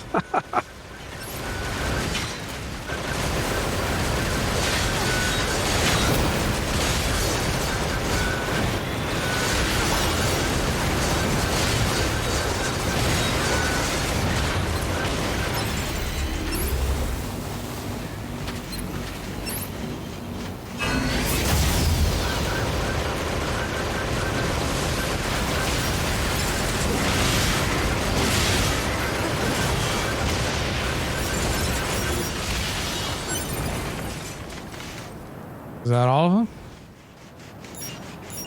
Okay.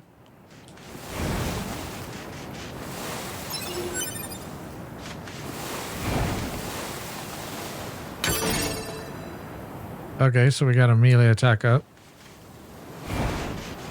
Good thing we didn't buy the ones because we'll probably end up getting them anyways.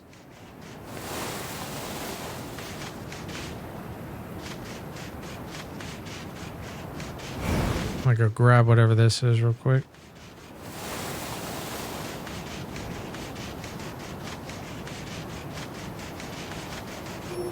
I think that pod is out there somewhere.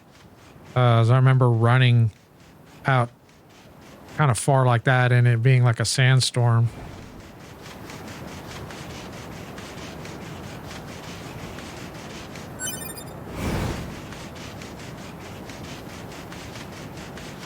I'm gonna change channels.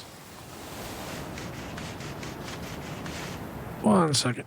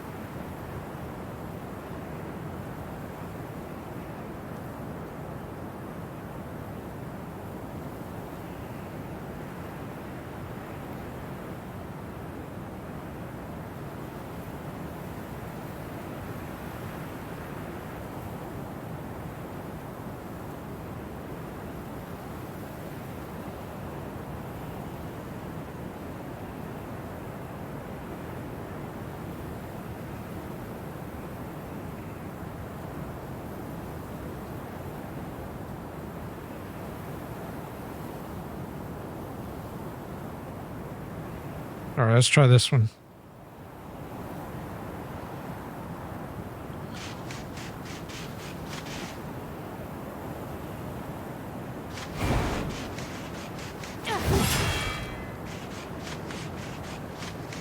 Yeah, this thing does really good damage, but you do need to time it. The other one is more like you can pretty much swing however you want and not have to worry about taking any damage.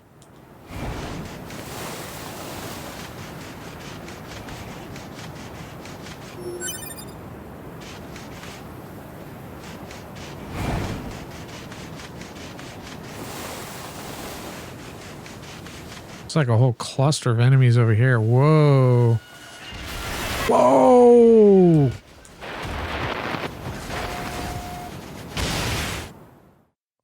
Okay. Am I going to be able to recover my shit, though?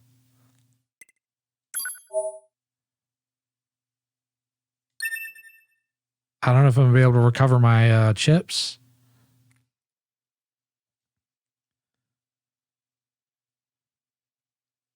That could be a little difficult. They just run in and blow you up.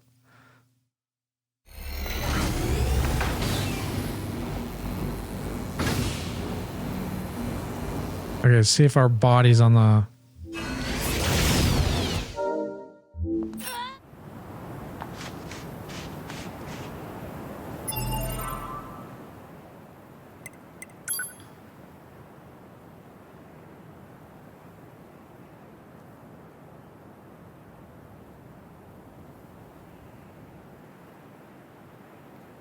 Okay, there's our body. All right, let's place a marker there. Let's see if we can recover it without dying.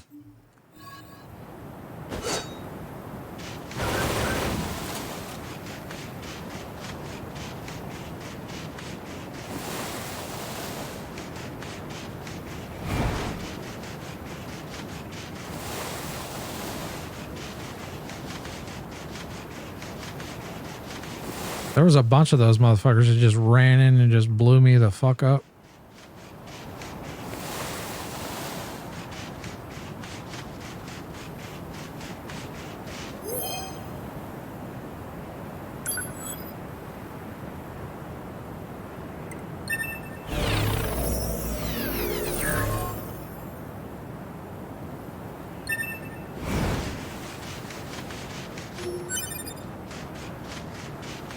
That's kind of interesting, but they're not here.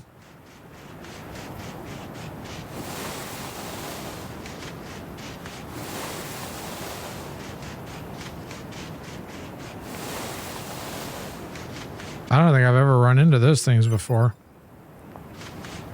Torn book obtained.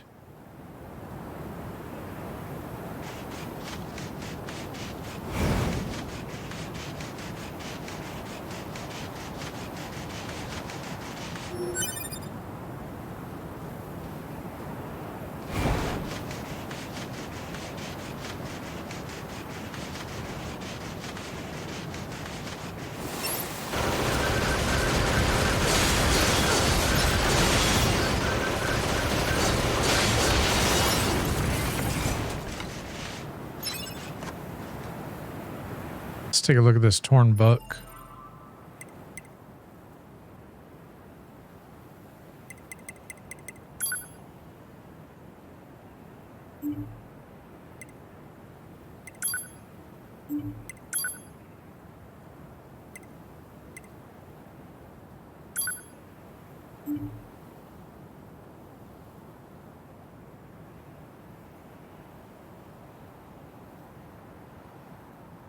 I wonder what those are for. Maybe they're a currency.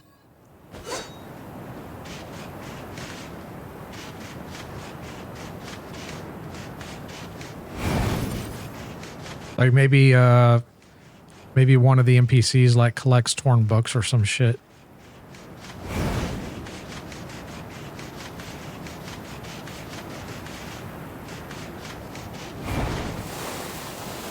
Let's go save. Now we got our body back.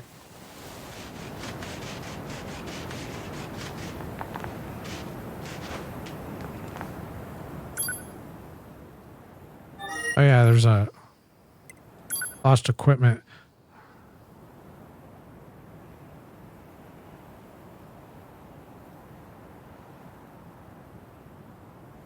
I bet it's the pod. I bet it's the fucking pod.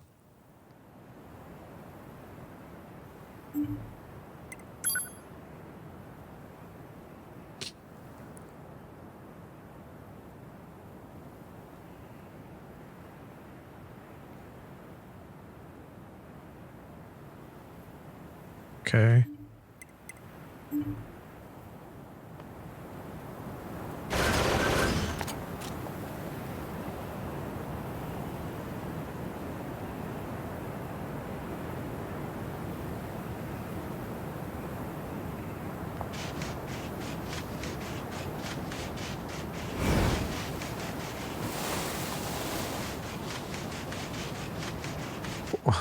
What is that fucker doing? He looks like he's floating in the air. Actually, let's see if we can find that thing on the map.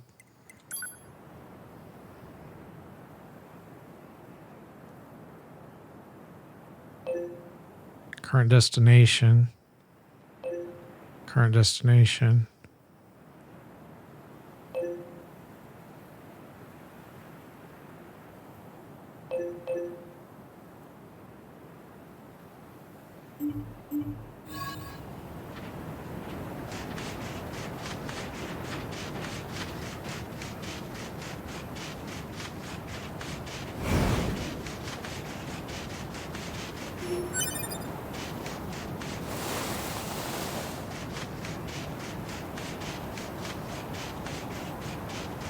I'd be willing to bet it's that pod, the one that I had a hard time finding.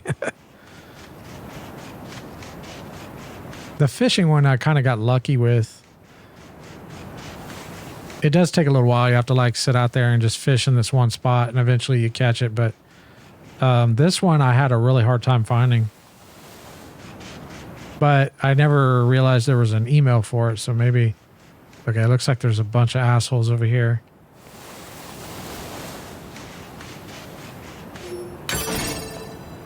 Broken key, broken circuit, warped. Okay. Okay, there's a bunch of flying motherfuckers.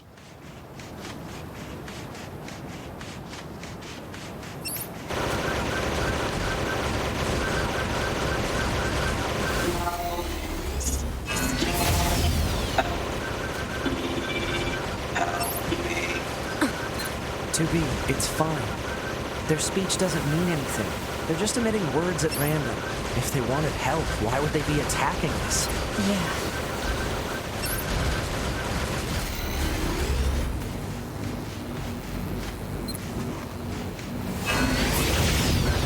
Ah.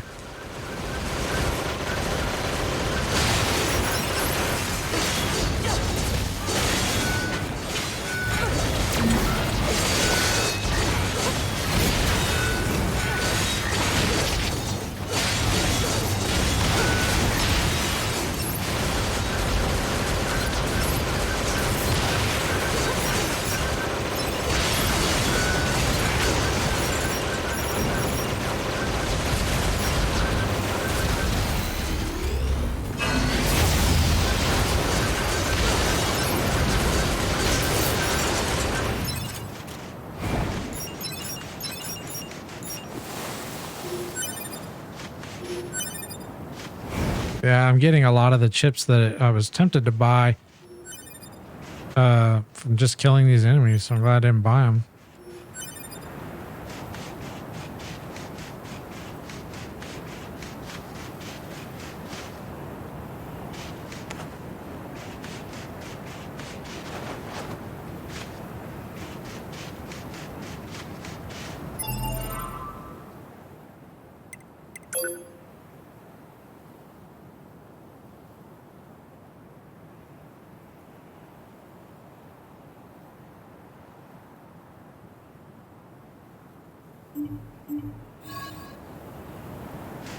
Let's see what these fucks over here are doing.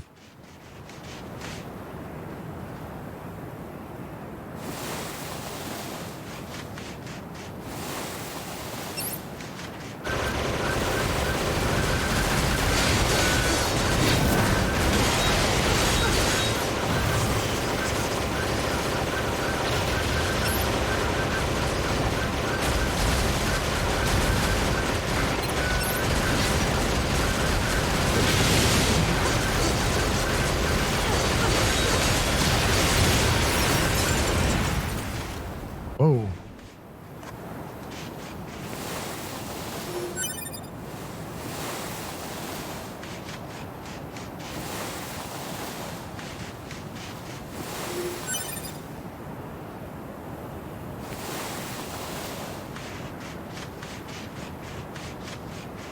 Feel like I'm in Dune. I am Fremen.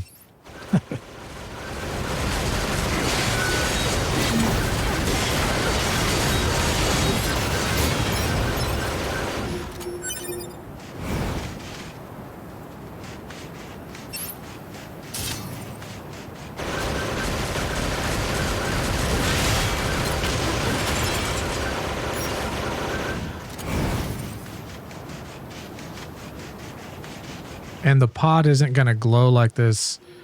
That makes it even more difficult to find.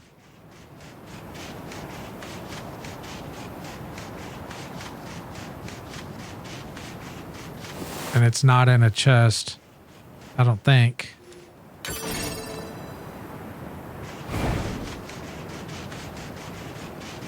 Yeah, it's like actually in the sand. Like you'll see it in the sand and you have to pick it up.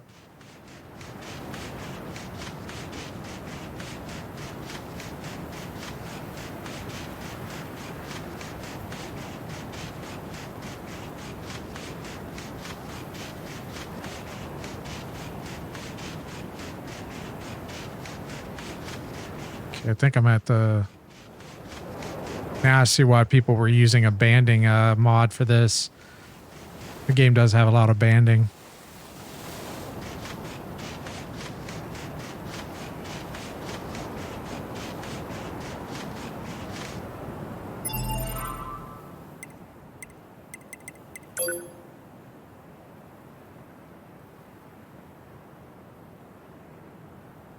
So I'm trying to go forward. It does not want to let me go forward. Like to this area over here.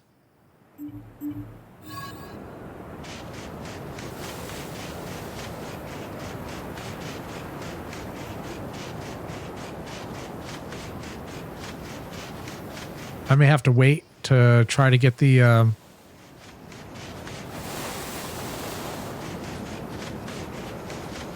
Yeah, it's not letting me go. I'll probably have to wait to get that, because I think that pod is probably over there.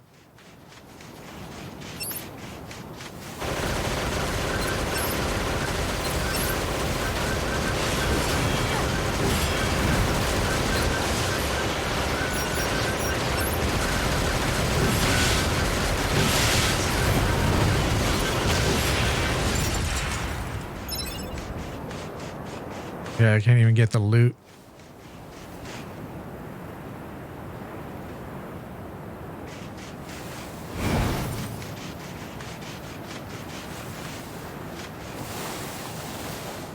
I'm gonna be careful. I don't want to run into those fucking suicide bombers.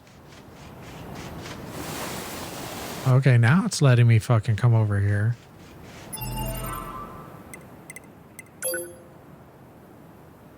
So, like, this area over here, it doesn't want me to fucking go to for some reason. But it's letting me kind of go over this way.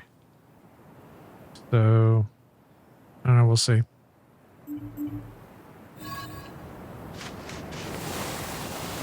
Yeah, it's kind of weird.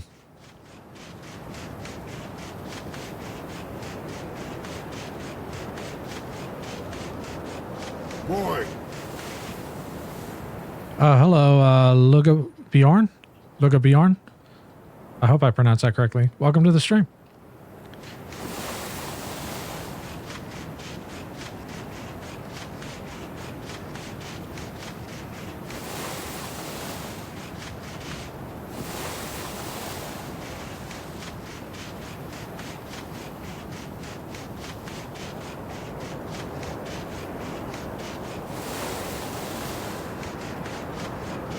Oh yeah, no problem. I'm kind of not the first time I'm here. Oh really? Okay. Oh, okay. Cool. Okay, cool. No problem.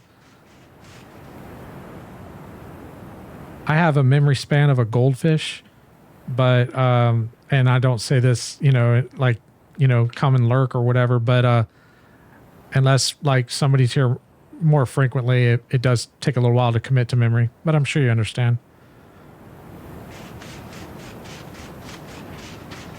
Streaming for me is more of a hobby, not for a job.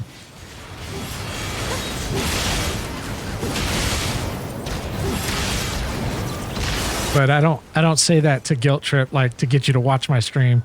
It's not that. It's just, you know, in time I get to learn the names. I'm actually considering getting off the affiliate program. Just mainly so I can like multi-stream on YouTube again. Because affiliate's not... You have to really be pulling in some numbers to warrant wanting to be on affiliate. I originally got on affiliate because I met the requirements, but I did it because I wanted the transcoding because I want to stream at 1080p 60. But knowing what I know now, it was kind of like a... I mean, it wasn't a bad decision, but it's not really worth it.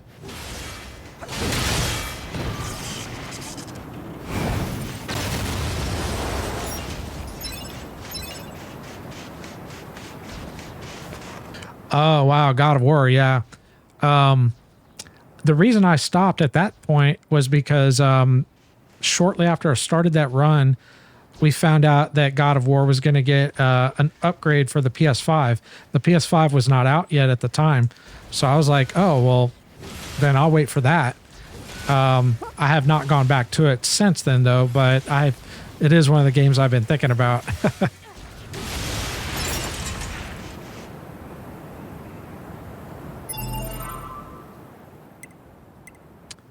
You know, the PS5 is nice and all, and I don't want to sound like a, you know, I know some people really want it. It's really not worth it. Not really, because Sony has really dropped the ball, you know, with the way they're handling their games and whatnot. It actually is better just to get an Xbox.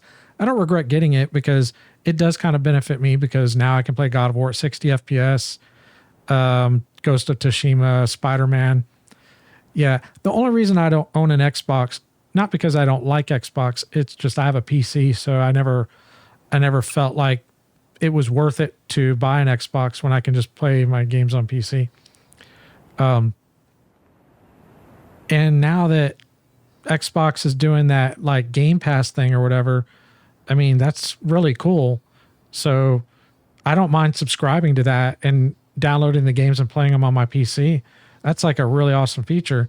So, in my opinion, Microsoft is kind of kicking the shit out of Sony right now, like pretty bad, because exclusives are great and Sony does have the best exclusives, but they don't have any right now. They don't have any exclusives right now, and at least not enough. You know, it's not enough to warrant it, in my opinion. Yeah, I'm hoping that we get some soon.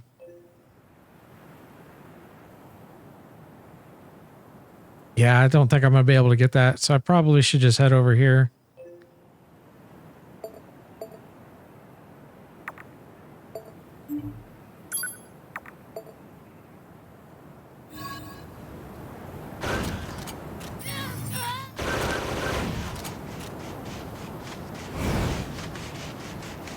I mean, I love PlayStation, don't get me wrong, because in my opinion, they do have the best exclusives, but they really screwed up with the way they've handled their exclusives on the PS5.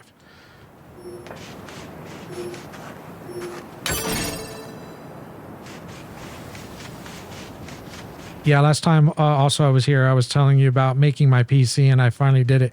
Oh, cool, cool. I know you won't remember, but it's just a quick thing I wanted to say. I think I might remember you. Are you from Mexico?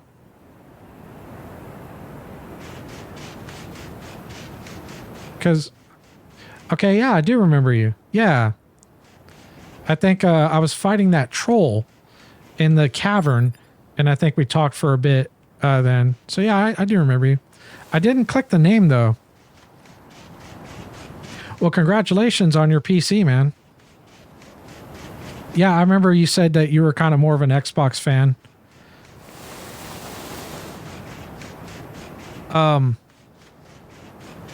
The only reason I say what I say about the PlayStation right now is there's a lot of people that want a PlayStation. And in my opinion, like the only way to really get one is to pay $700 or $800. And because there's no, or I shouldn't say no, but there aren't really enough exclusives to warrant that. I honestly just tell people, just wait, you know, to see what Sony's going to do, because it's not worth it. Or get an Xbox, because Xbox makes a lot of sense right now, because right now you can't get a GPU, not at retail, without going through a lot of bullshit. And you can get an Xbox for like $700-800, and you get, you know, a bunch of games or whatever, plus the Game Pass. So it makes a lot of sense to buy one, especially if you don't have a PC. That's what I would do. If I didn't have a PC and I was looking to game and I wanted a system, I'd buy an Xbox for sure. Definitely over a PlayStation. I'm really disappointed in Sony. I think we all, not that I'm a fanboy, but we expected more than what we've been getting. I was actually like saying about the PC or the Series X. Yeah. Well, if you already got your PC, you know, I say congratulations, especially in this time. But considering where we're at, I probably would have just gotten an Xbox just because it's cheaper, unless you need it for other things. Like if you need the computer for other things like school or work, then a PC definitely makes sense. That's great, man.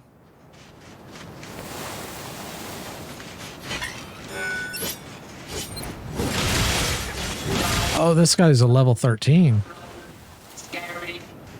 Oh, you got a good deal on a GPU? That's awesome. It's heading for that rocky area. Individual target ID marked. Oh, I got away.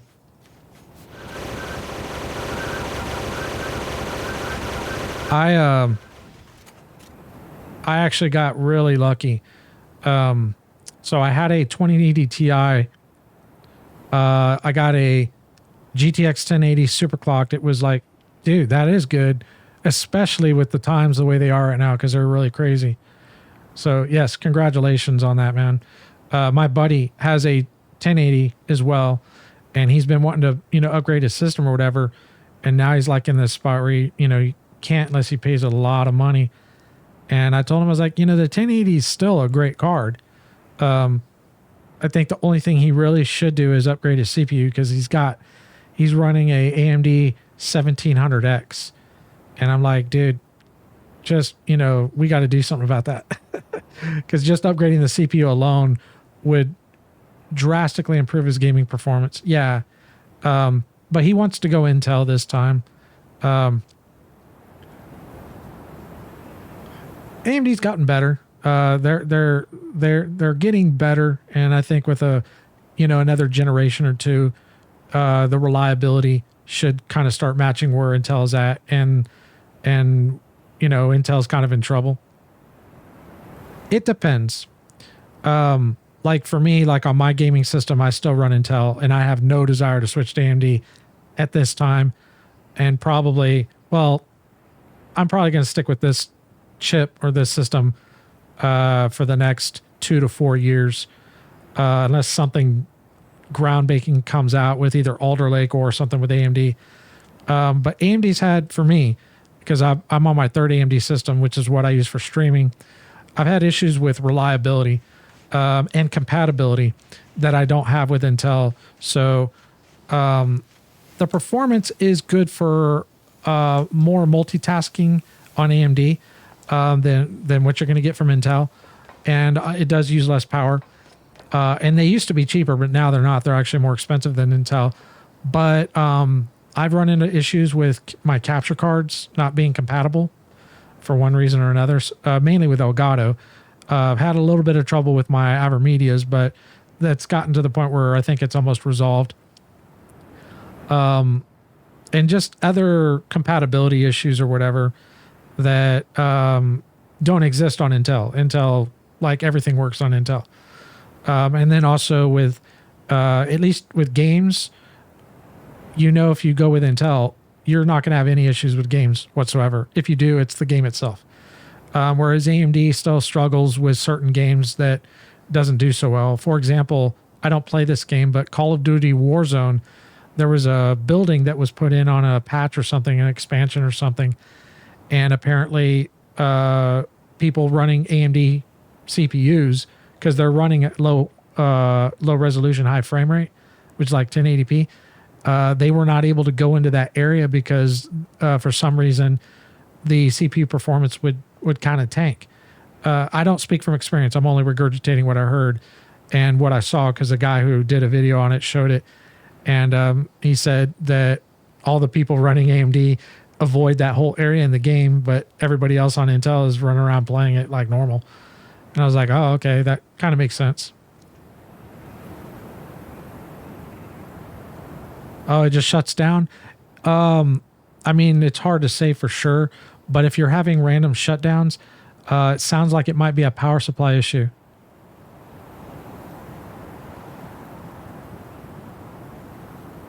It could be power supply related, possibly. It without knowing more. Oh, okay. So it's just the video that goes out. So the system's still on. Oh, it's the monitor. Okay, yeah. Well, hopefully it's the monitor because that's an easy fix. Do you have another monitor or maybe a TV? Because what you could do is you could actually plug in one of the display ports or HDMI ports and plug it into the TV. Oh, if that's the case, it could be a driver issue, and worst case scenario, it's your GPU. Yeah, hopefully it's maybe just a driver issue. Could be a cable.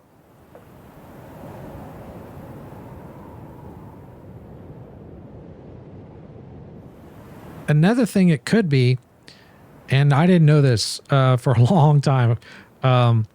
It's very easy to miss, and a lot of people don't know this.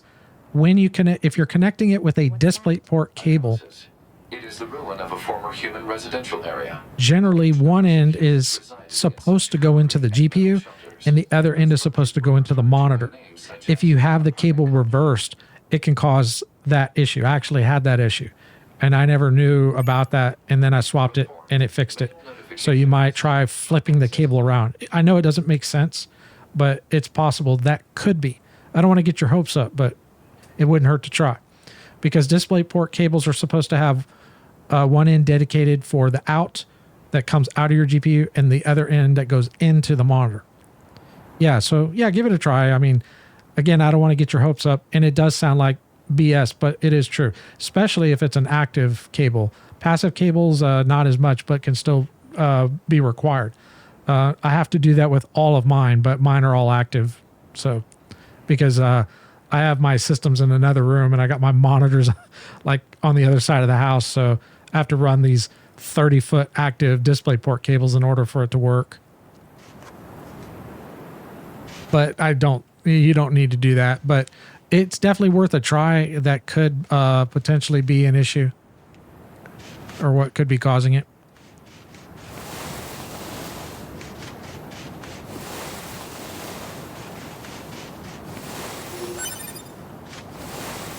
I hope that it is not actually your GPU. Another thing you could try is another port. Try connecting your monitor to a different port on your GPU. Blue screen. Blue screens, generally when you have a blue screen, if you have your phone with you and your camera ready, when you get the blue screen, try to take a photograph of the screen while it's up. Usually it'll be up for for a little bit before your system reboots, and there'll be a code on the blue screen, and then you can Google that code and it'll give you a little bit of an idea of what the problem may be. Whether, it's possibly a memory issue or a driver issue. That I was actually having blue screens on my AMD system because AMD didn't like my capture card, and I pulled it up and a lot of people were getting that same problem. So it might be something very easily fixed.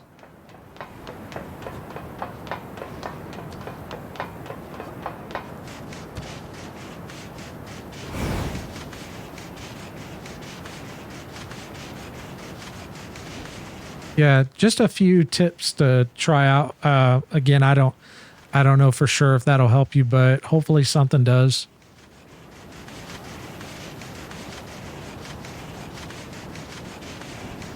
I've been doing technician work as a PC tech for years and years, and it's not really something that, you do get a good foundation on how to troubleshoot, but technology is always evolving, and you can use your foundational skills to generally troubleshoot a problem and solve it, but it doesn't always work.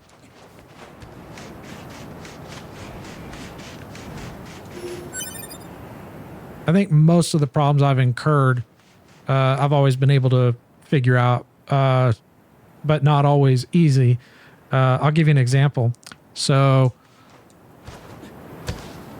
about this time last year, actually, I took my system down and I was doing some work, not on the system, but on one of my other systems. But the system I took down, I didn't do anything to it. And then I put because I have my system stacked in my server room.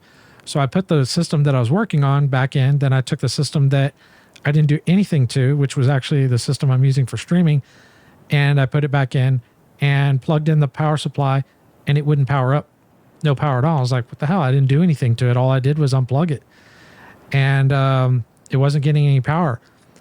I spent 3 hours trying to figure out what was going on. I had to I swapped the power supply cables, and the long story short, it comes to find out that the problem was the CMOS battery on the motherboard was dead. It was bad. So I had never had that happen in like the 25 years I've been building systems. I'd never had a system not be able to receive power to even turn on if the BIOS battery was dead. And here's the funny thing. The motherboard was brand new. I had only had it for like 2 or 3 months, and it was an X570 board. So the boards were new. It's not like it was a board that had been out for 2 or 3 years and sat in a warehouse. They were brand new boards. So I was just like, how the hell did my BIOS battery die? But that's what was causing it to not receive power so I could turn the system on. It was really weird. I had never experienced that in my 25 years of building systems, but it took 3 hours of my time, and it sure as hell tested my patience. But I tell people that story because it's very weird. It's a very weird thing. And if you ever have that problem where you plug it in your system and maybe you're not getting power, check the CMOS battery. It certainly wasn't something I had ever heard of. I had never heard of that as being a potential problem. And when I was looking online, yeah, it was very weird. When I was looking online to try to solve the problem, most people kept pointing to the power supply. Oh, it's the power supply. It's the power supply. And they kept saying, try this, try that. And I tried everything that was said, and I was just like, what in the hell? And the crazy thing is, I didn't do anything to this system. Like, all I did was unplug everything and set it aside while I worked on my other system. And the bias battery, by the way, it looks like about the size of an American nickel. I say that because I know you're from Mexico. So an American nickel, it's about the size of the bias battery, and they're pretty cheap. You can pick them up for like $2 or $3. And I just happened to have one brand new that I picked up for one of my other motherboards. So I was able to pop it in, and sure enough, but I didn't solve that problem on my own. I got lucky. I found a forum where somebody had recommended it. I actually discounted it when I first read it, and I kept trying other things. And then after trying other things, I went and did more of a search, and then found another person, a second person that said the same thing. I was like, all right, well, I've tried everything, and I tried it. Sure enough, it fixed it. I was like, this is crazy. How does a bias battery, like, I could understand if the power didn't turn on itself, but so a power supply has a power switch on the back, and it wouldn't turn on. Like, it wasn't getting any power to the motherboard at all. It wasn't even that the system wouldn't turn on. It wasn't getting power. Like, usually you'll plug in the power supply and you flip the switch to turn the power onto the power supply, and your LEDs on your motherboard and everything light up to let you know it's getting power. It wasn't even doing that. All because of the bias battery. Very weird. And I like telling the story because I suspect that other people will probably run into that problem, and it's very rare, and they'll never think to try that, and they'll spend a good while trying to figure it out. So now you know, if you ever run into that problem, it wouldn't hurt to just swap out the battery if you got a spare. Takes a couple minutes, save you a bunch of time. But how does the battery have to do with the power? It's like something very, yeah, I still don't understand it. I never went and actually looked into why that happens, but it was the problem. Like, I could understand the system not booting because of a bad bias battery. That would make sense. But to not even get any power to the board at all, that just doesn't make sense. But I'm not an engineer or a software developer when it comes to like motherboard bias. So if I understood the mechanics a little bit more, maybe it would make sense. I guess so. I think what it is the battery has to supply power for the firmware in order for the firmware to distribute the power throughout the board whenever it's connected to a power supply. I mean, that seems to be what the case is. But I had never run into that problem. Like I said, I've been building systems for like 25 years. I never ran into that problem. You know, I kind of would have thought at some point in my life, and I've built thousands of systems in that time, that I would have run into that problem. Never have run into that problem.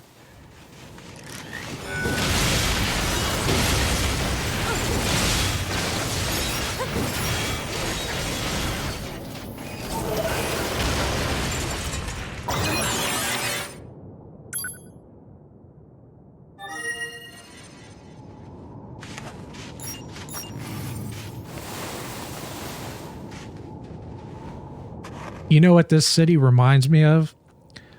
When I was in Cairo, Egypt, there's a city called City of the Dead. There's probably another name for it. The Egyptians probably have their own name for it, but they just for like English terms, they just called it City of the Dead. And this is what it reminds me of, is really weird. And it's like a whole city that looks like the apocalypse, like this. And it looks like something like that. Boy. Chernobyl, yes and no. The difference is Chernobyl, there's a lot of vegetation around Chernobyl. There's trees and grass and things like that. But here, because it's sand, like you say, that's how it was in Egypt. So that's why I say it kind of reminds me of that. There's been a lot of discussion about Chernobyl lately, the past few months. Something going on with it. I don't know if it's something to do with the second sarcophagus that they built or what. But the second one is huge. I watched a documentary on the second one that they built. I think they installed it in 2017. It's big enough to fit the Statue of Liberty. That's how big it is. It's pretty crazy. And to think that the damage that thing caused is going to be causing damage long after I'm gone. Yeah, it's really big.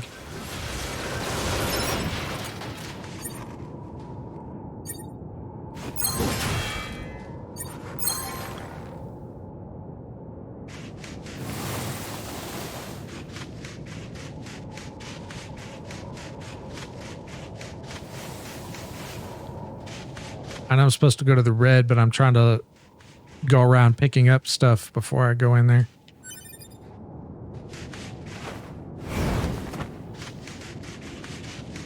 Like, I would love to explore Chernobyl. But I would not do it, even though they say that there are certain parts of it that are considered safe. I wouldn't go anywhere near that. Not at where I'm at now. Although if I was older, like 70, 80 years old, and I'm probably only going to live another, 5 to maybe 10 years, I would love to go in there, put on whatever suit and try to check it out, provided I'm mobile enough. Yeah, I'm kind of like that too. I'm trying to get away from doing that because I take forever to complete a game because I do that. I just did Resident Evil 8 and my first playthrough Resident Evil 8 because I was looking at every little nook and cranny. It took me almost 18 hours to complete that game when it's really only a 14-hour game, 12 to 14 hours. But I also stream and I talk a lot, so that kind of added to it as well. How are you?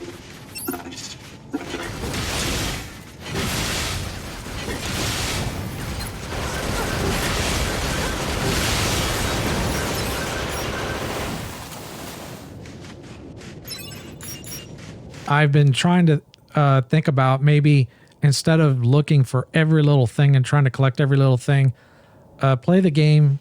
I'm still probably going to try to do that, but don't worry about trying to collect every little thing because chances are if the game is good enough, I'll play it again and I'll probably explore more then. I really don't know why you don't get much people. You're a great streamer in my opinion. Oh, well, thank you. I appreciate it. I can tell you why. So the number one reason is oversaturation. There are just a lot of people that stream and it's hard to, if you go on, even in each game channel, like for a specific game, there are hundreds or thousands, maybe not hundreds of thousands, but maybe you'll get like, 50 to 100 streamers all streaming the same game.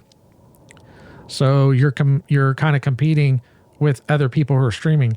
And if there are people that are more consistent, which has been my problem, because this is not a job for me. If you're a consistent streamer, you'll get regulars that'll come and watch you regularly. And as time goes on, you'll build more and more viewers. So the consistency, that's on me. That's, my problem. But I don't really, I'm trying to get better about it, but, I have kind of 3 jobs actually. I have a couple businesses that I own, and then I've been doing some video editing on the side lately for money. And I don't really want to make this a job because that puts a little bit too much power and control in Twitch's hands over my income.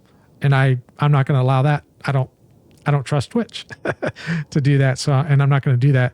And then that also puts a little bit of more power and control into the viewers as well. Because if you think about it, let's say I was getting 100, 200, or even 500 views, and I'm getting subs and donations and bits and all that.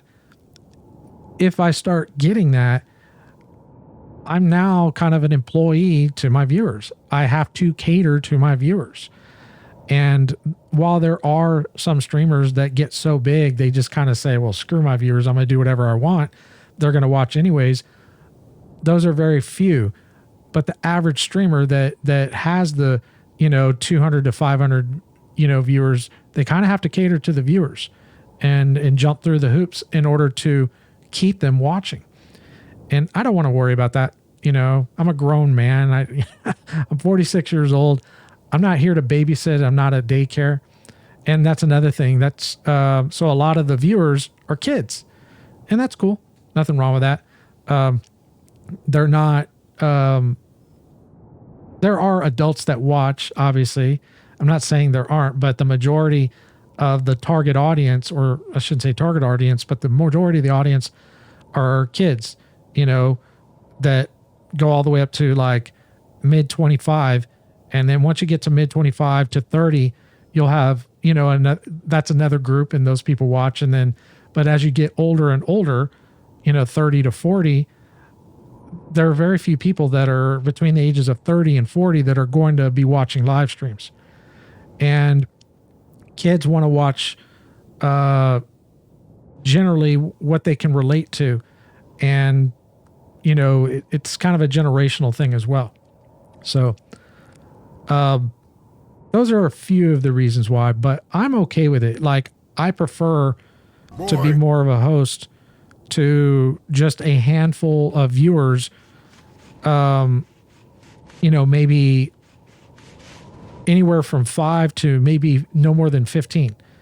5 to 10 is like perfect for me, because it allows me to engage with the 5 to 10 people that are watching my stream. Because if they come to the stream and I'm having they're asking questions or we're talking or whatever, I can sit there and actually address them. Oh, cool. I wonder if that's like a weapon or whatever. But if I had like a bunch of people watching and they're all talking, I know it's not expected or required to talk to everybody that that converses in the chat, but it's not really what I want to be doing, and I don't do this for the money at all. I had a donation link. I took it down.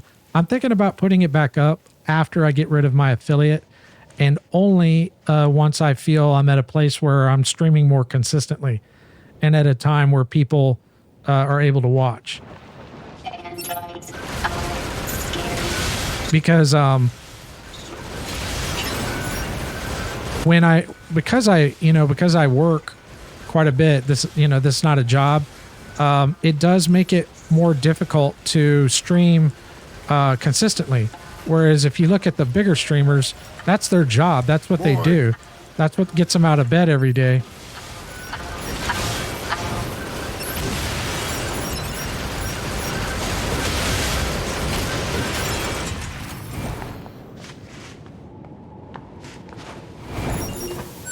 The other thing too is when you're a streamer who is doing it for employment, you oftentimes have to play games that people want to watch. And that's another thing too. When I fire up my live stream, I'm playing a game I've been wanting to play or I want to play. Not necessarily a game because that's what people want to watch. I don't know if you're familiar with the Souls games. Whoa. Okay, I may need to pay attention here. But there are people that will stream the Souls games over and over again because they know that their audience will watch. But you can tell they're not enjoying it at all.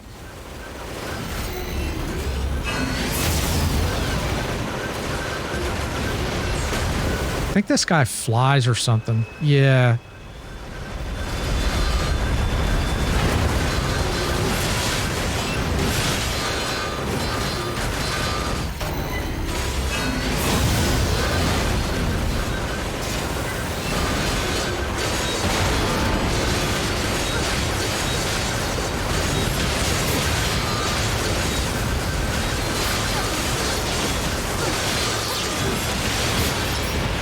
Oh shit, I destroyed that dude. No lie, when I started to stream, I was grinding to make people happy, but now I just don't care much. I just play. Yeah, because it'll make you, or it can make you not even want to game, you know, or well, maybe not game, but you won't even want to stream. And you kind of get an expectation too, like you might even get to the point where you're kind of like mad, like, why is nobody watching me? You know, I stream cool games. I'm a decent gamer. My stream is good. You know, why is nobody watching me? And it's nothing personal. It's just, there's so many streamers out there, and getting discovered is, you know, it's not easy. Exactly. And that's why you got to kind of be careful with it. When I started streaming about 3 years ago, I used to stream before that, like years before that, back when I did Diablo 3, and I also did like World of Warcraft and Elder Scrolls Online. But I quit streaming for several years, and I came back and I started on YouTube, and then I ended up working my way over to where I am now, Twitch. I had no expectations of anything really. But just because like I don't go out of my way to cater to trying to bring in a bunch of viewers and get myself big or whatever, it doesn't mean I don't try to put together a good quality stream and try to be conversational and somewhat entertaining for anybody wanting to watch. Because the lurkers, I love lurkers, because they'll just pull up your stream, they will leave you alone and just let you play your game, and they're giving you views. Those are my favorite people. I like talking to, I mean, obviously, but you know, the lurkers are really cool because I like interacting as well, but the lurking is cool because for me, I know what I do. It is personal. Run. Exactly. And you won't really get that from most streamers, and you won't get any kind of, and there are streamers that even say, I don't want to get to know my viewers or whatever. And I'm like, okay, so you're just kind of just like, I've heard several bigger streamers say that, like, they're like, I don't want to get to know my viewers and all that. And I'm like, so I mean, that's fine. That's their prerogative, their choice. But these are people that are paying your income. They're there. It is a personal thing, whether you want it to be or not. Yeah, exactly. I have the same thing. Yeah. I mean, why would you not want to get to know the streamer or the viewer or whatever? I mean, obviously, you don't maybe not want to share every little detail of your life. I'm not saying like that, but, you know.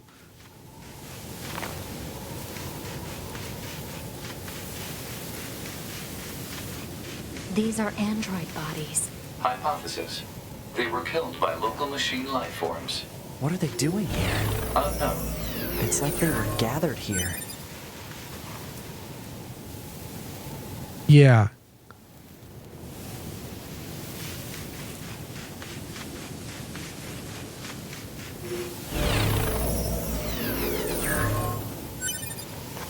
Okay. So I get chips from picking up the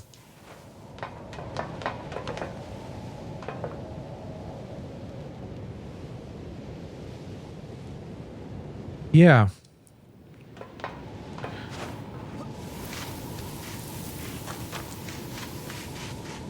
I've been very lucky. Pretty much all my viewers are really cool. And for the most part, very respectful. I've only had like 1 or 2 people that were viewers that were not exactly the best viewers. I have had a couple, but most of my viewers are really cool and very respectful and just, just like gaming. That's what it's all about, I mean, we can talk other things too, but okay, this is